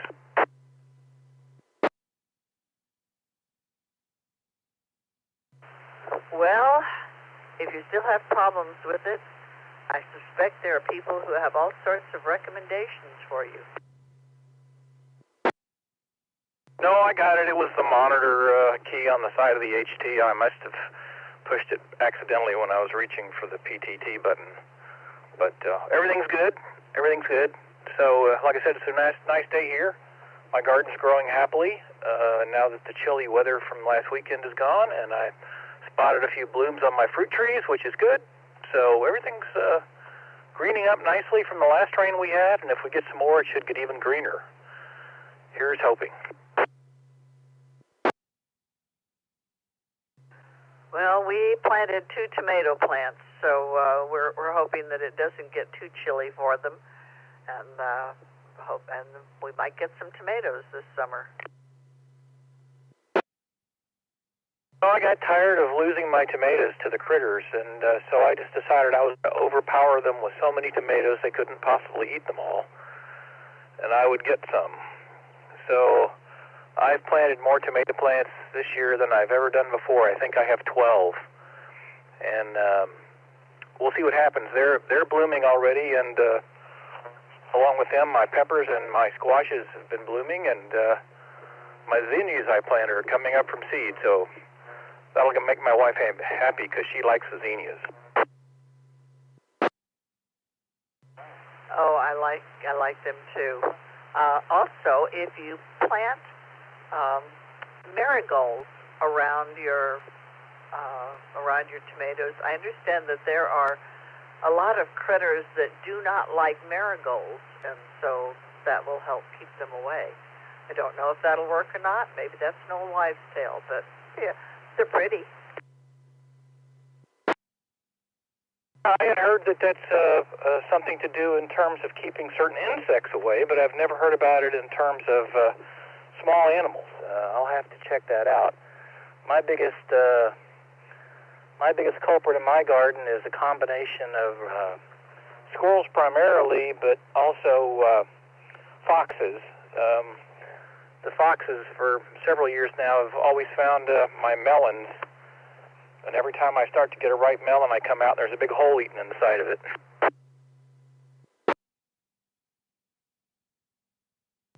Well, we don't see many foxes here. There, for a while, we had one that very carefully deposited his poop right on top of the cinder block around our driveway, but. We get raccoons, and the raccoons will eat the bottom out of mandarins. So you go to pick it, and squirrels do too. And so you can pick this, and there's a big chunk out of it. So annoying. We have raccoons too, but they're not terribly problematic for me. When I used to live closer to the Texas coast in part of Houston, I had an avocado tree, and the squirrels were horrible. They would come up in the avocado tree and basically pull the unripe avocados off the tree, take a bite or two out of them. They were still rock hard. Then once they took a bite or two, discovering they were still hard, they would simply throw them on the ground. And I never got an avocado off my tree the whole time I lived there because they did that to every avocado on the tree. Oh, how frustrating. That's when you put an electrified mesh around the tree so you can have fried squirrel on the ground instead of your avocados. Yeah, battling squirrels is kind of like battling raccoons. You know, they're always a little bit smarter and a little bit more clever than you think they are. And they're tough. They're tough to get around, and the only thing I can think of is I just need to put a folding chair up under the tree out here and sit out here with my 22 and see if I can't bag a few squirrels and hang the carcasses on the fence. Maybe that'll discourage them. I remember that Kathy SDX told us that she had named her squirrel something, and I said, yeah, I named the squirrel that's raiding my bird feeder something, and his name is Rocky, there's a squirrel. So, or maybe it's Rocky, there's a squirrel. Anyway, yeah, that's his name. And so I had to change bird feeders because he was emptying that bird feeder minutes after I would hang it up. So, very frustrating. You know, I bought a squirrel-proof bird feeder a couple of years ago. I had it actually for probably pushing 10 years now. And so when the squirrels climb onto the perches, their whole thing moves a metal shutter down across the seat openings. And for a while that worked really good. And then I started finding the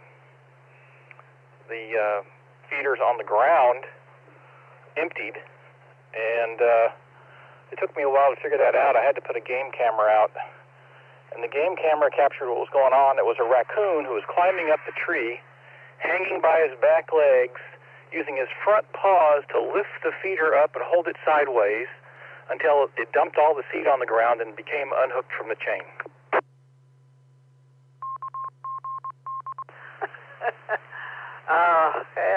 Hard to outwit those critters. It really is. Yeah, if that had kept up, I was going to have to figure out how to hunt raccoons. It's interesting here. The game laws allow you to shoot nuisance raccoons pretty much any time of the year, but you're not allowed to trap them and relocate them.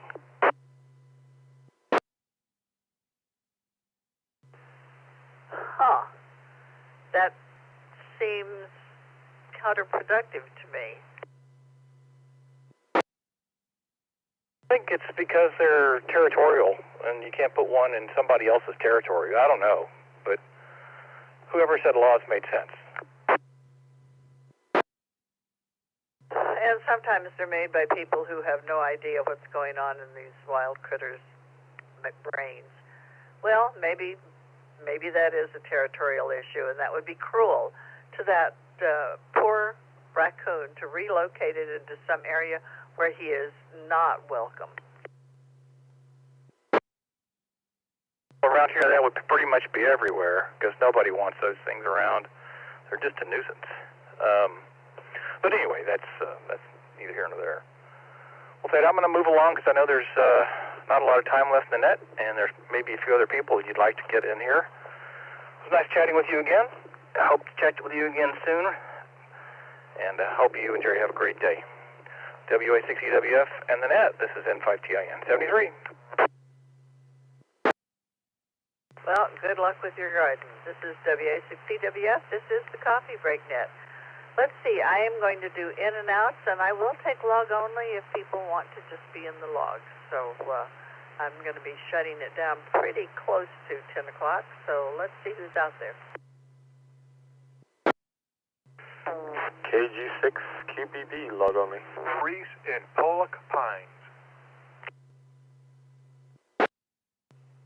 Kilo November 6, November Uniform Foxtrot. In and out. Kilo Mike 6, Mike for the log, please.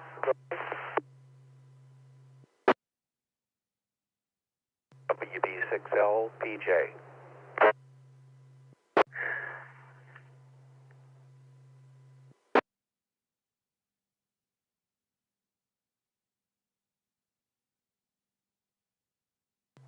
Okay, here's who we got.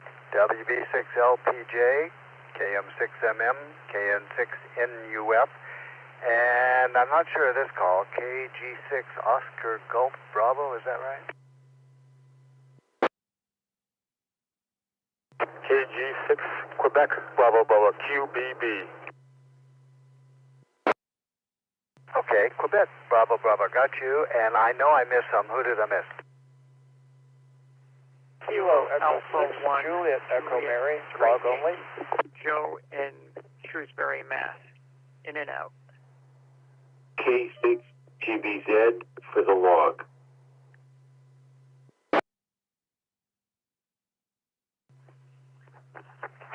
Whiskey November 4 Victor, WN4V South Florida, in and out today.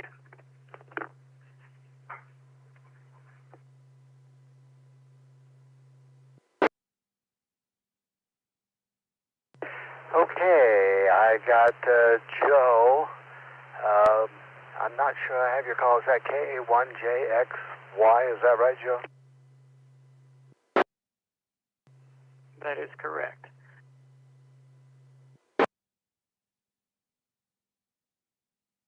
Okay, got you. And somebody ending in Juliet Echo Mike. Who was that? Kilo Echo 6, Juliet Echo Mary Roseville, log only, out. Okay, KG6JEM, log only, gotcha. K6GBZ, log only, and WN4 Victor from South Florida, got you. Okay, let's go back up to the top then, KG6QBB, good morning.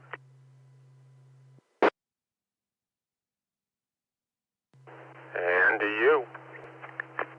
Driving, headed, running the 80 corridor out to Georgetown again. Oh, what takes you out to Georgetown? And you say you're on Interstate 80?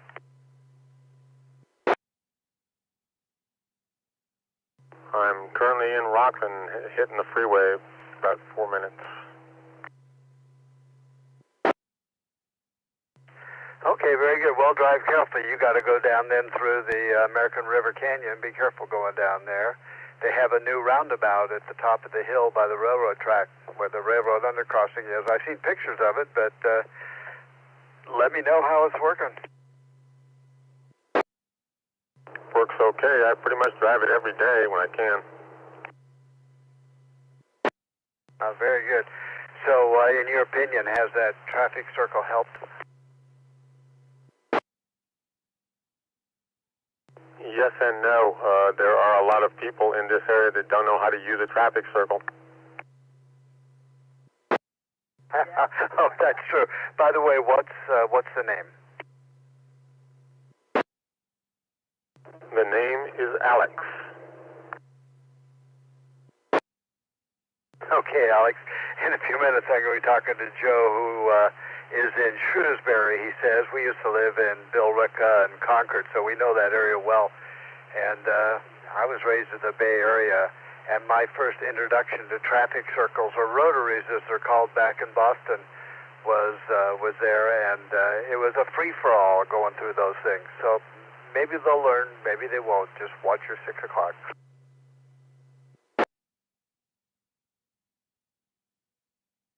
Ten-4. KG6QBB, clear. Okay. KN6NUF, good morning. This is W6E. W6E, good morning. Thank you for running the net, Gerry. Theta, hope you're having a beautiful day. It's wonderful out. Just driving my parents out to the airport, out here on Housley, taking the back roads. Hope everyone's doing well. Yeah, we're doing fine, and it is a gorgeous day. The sun's coming all the way down to the ground, but according to Mark and the weatherman, we're supposed to get some rain tonight, so we'll take it. Yeah, it's normal for this time of the year to get a little bit of rain, so we're looking forward to it.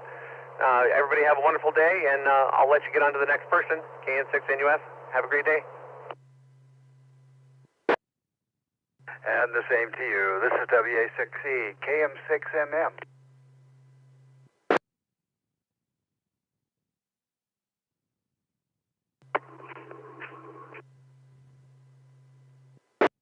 This is KM. Okay, well, he may have been log only. Don, good morning. WB6LPJ. Have a wonderful day, and thank you very much. Let's hang on, Don. Okay, that last station, I'm sorry, I doubled with you. Want to say again?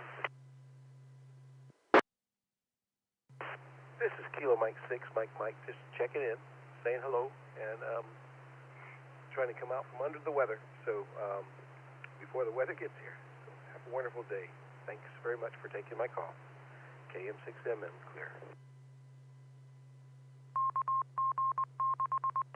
Okay, Mike, very good. Well, you have a good day, too, and thanks for checking in with us. And now, Don, you're up. Good morning, Gerry, and Theta in the background. Nice riding with you yesterday. Had a really great time. Comments about the traffic circle up on Lincoln, where the Confluence Road meets.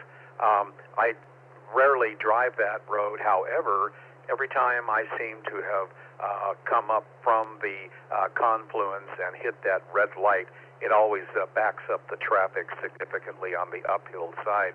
But with that traffic circle, that seems to be avoided. Traffic does slow there, but it remains a constant movement, and I think they've done a really good job on that circle.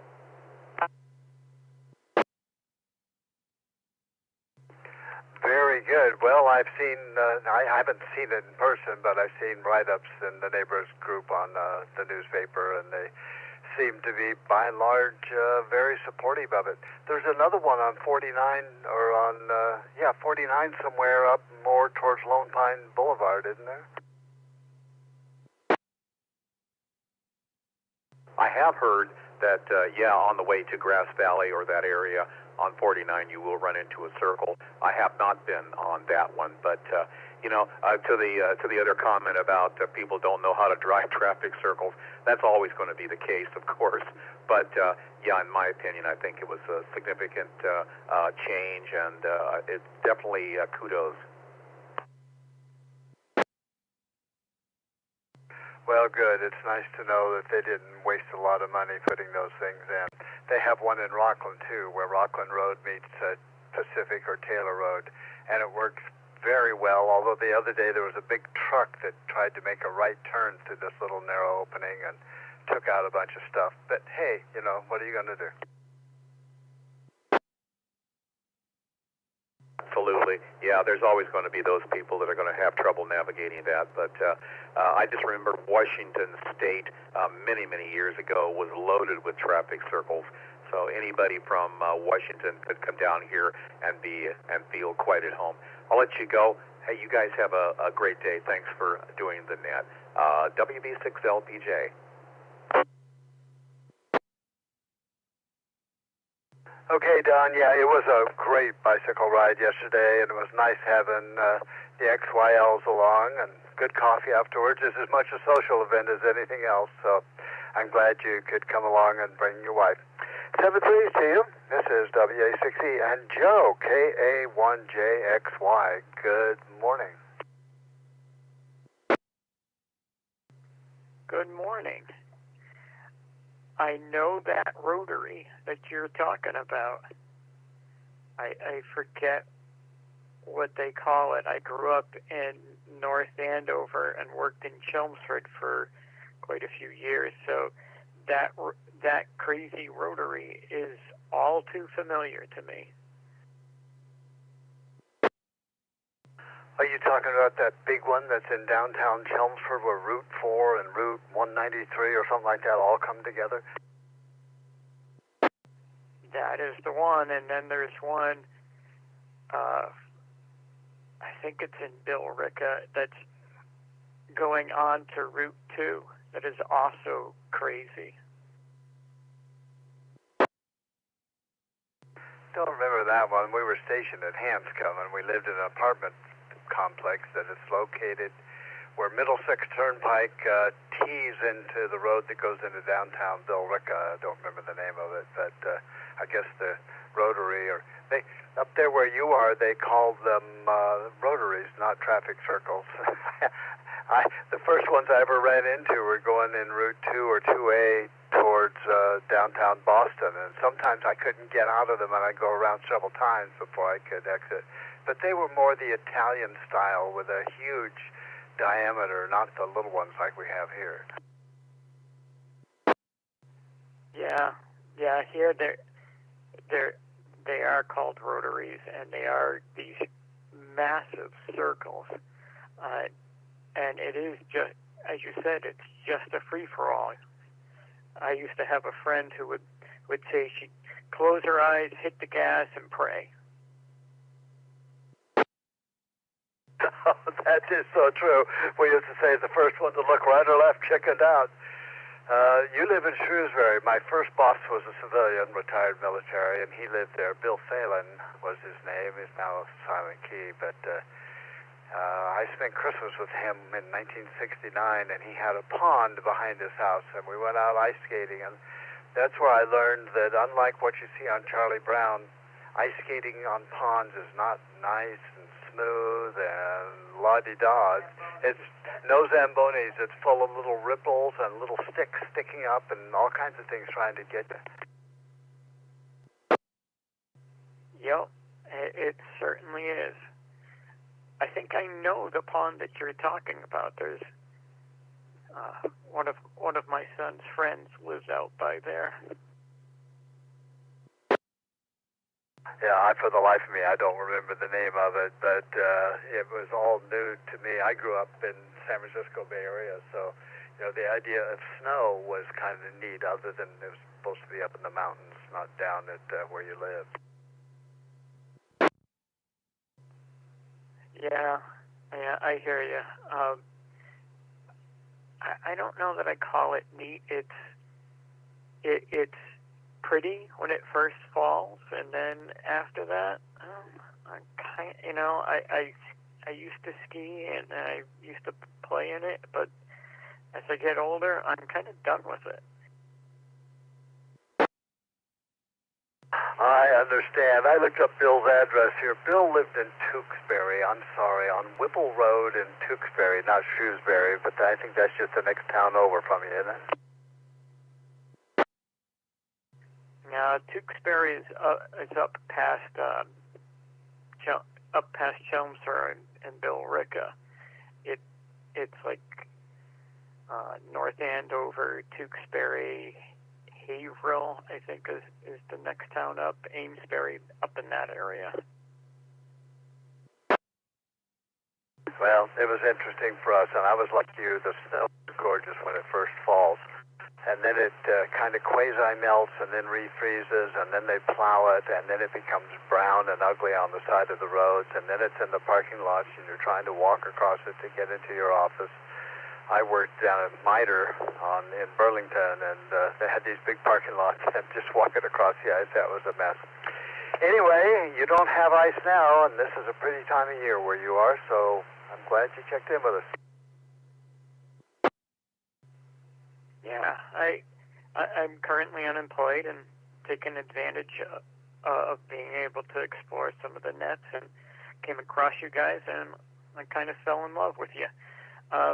K1JXY. Well, we're glad you're here, and to share your stories and thoughts with us. Of course, the repeater's on all the time and hooked up to AllStar, so you can listen to other stuff go on. And it's a pleasure to have you here. Thanks for checking in. No problem. K1JXY. Signing off. 73s, everybody. Okay, adios. Have a good one. This is W6EK. Is there anybody wants to get in for the log or a quick in and out? I've got to pull the plug at 10 because I have a medical appointment. And you know how hard those are to get. Good. Well, I'd like in the net, Kilo Golf 6, November, Lima Whiskey. Log on like. I would like to take advantage to say good morning, Gerry and Theta, and this is KI6TC for the log. Whiskey Bravo 6, Golf Uniform Yankee for the log.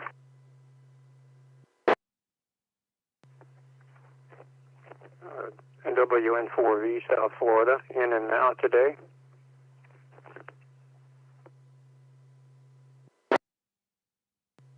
Kilo M7, YIS, Mike 7, Yankee, India Sierra, for the log in northwest England.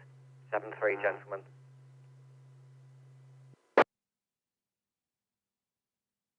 I'm pretty sure I doubled. KN6 TCI, Brian in Sacramento.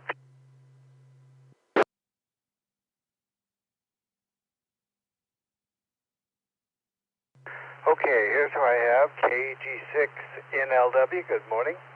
KI6TC, good morning to you too, Glenn. KB6GUY, WN4V, at time. Mike 4 Yankee India Sierra from northwest England. Good evening to you. I guess we got that 8 hours difference. And KN6TCI. Brian, do I have your call right? Yeah, roger that. It's KN6TCI, and I forgot, I think, to mention for the log, please. Thank you. Okay, very good. Anybody I missed?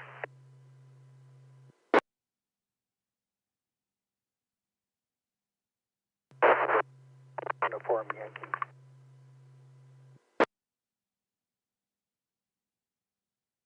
I heard Uniform Yankee. Was that WB6GUY? Roger, roger. Okay, I did get you, but I did call you a kilo. I apologize.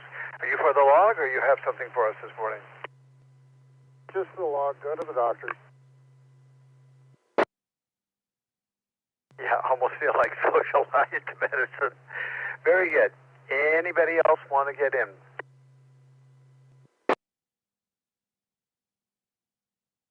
K6QR for the log.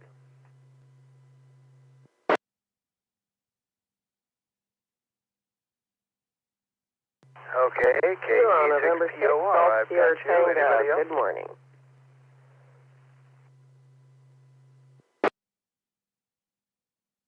Okay, I doubled with somebody. Was that K? Give me your call again, please.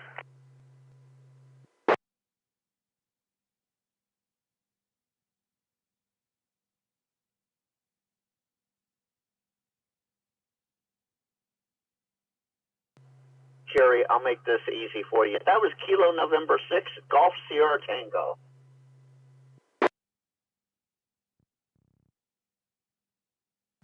Okay, good. I appreciate the help. I looked over at the Superbond and it just disappeared just as I looked, and so I couldn't bring it back up. But I knew it was Echolink. Using Echolink seems to have a little bit of built-in delay that causes issues sometimes. Indeed. But yeah, I was watching and I caught it. So there you go, Gerry. Okay, very good. Thanks for the help.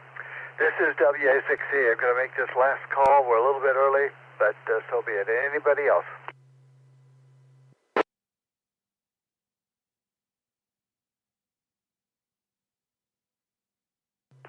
Okay, well, we're going to call it, go see what the doctor says. Am I going to live or am I going to die? 7-3s, everyone. Great day. I will be doing the net tomorrow. NN6H, Tom has a conflict, so you will hear my melodious voice in the morning, and we'll pick it up at that point and have some great conversation. I'll give it to Theta to officially sign off since she was the host today. This is W6EK. And this is W6EWF. This has been the Coffee Break Net.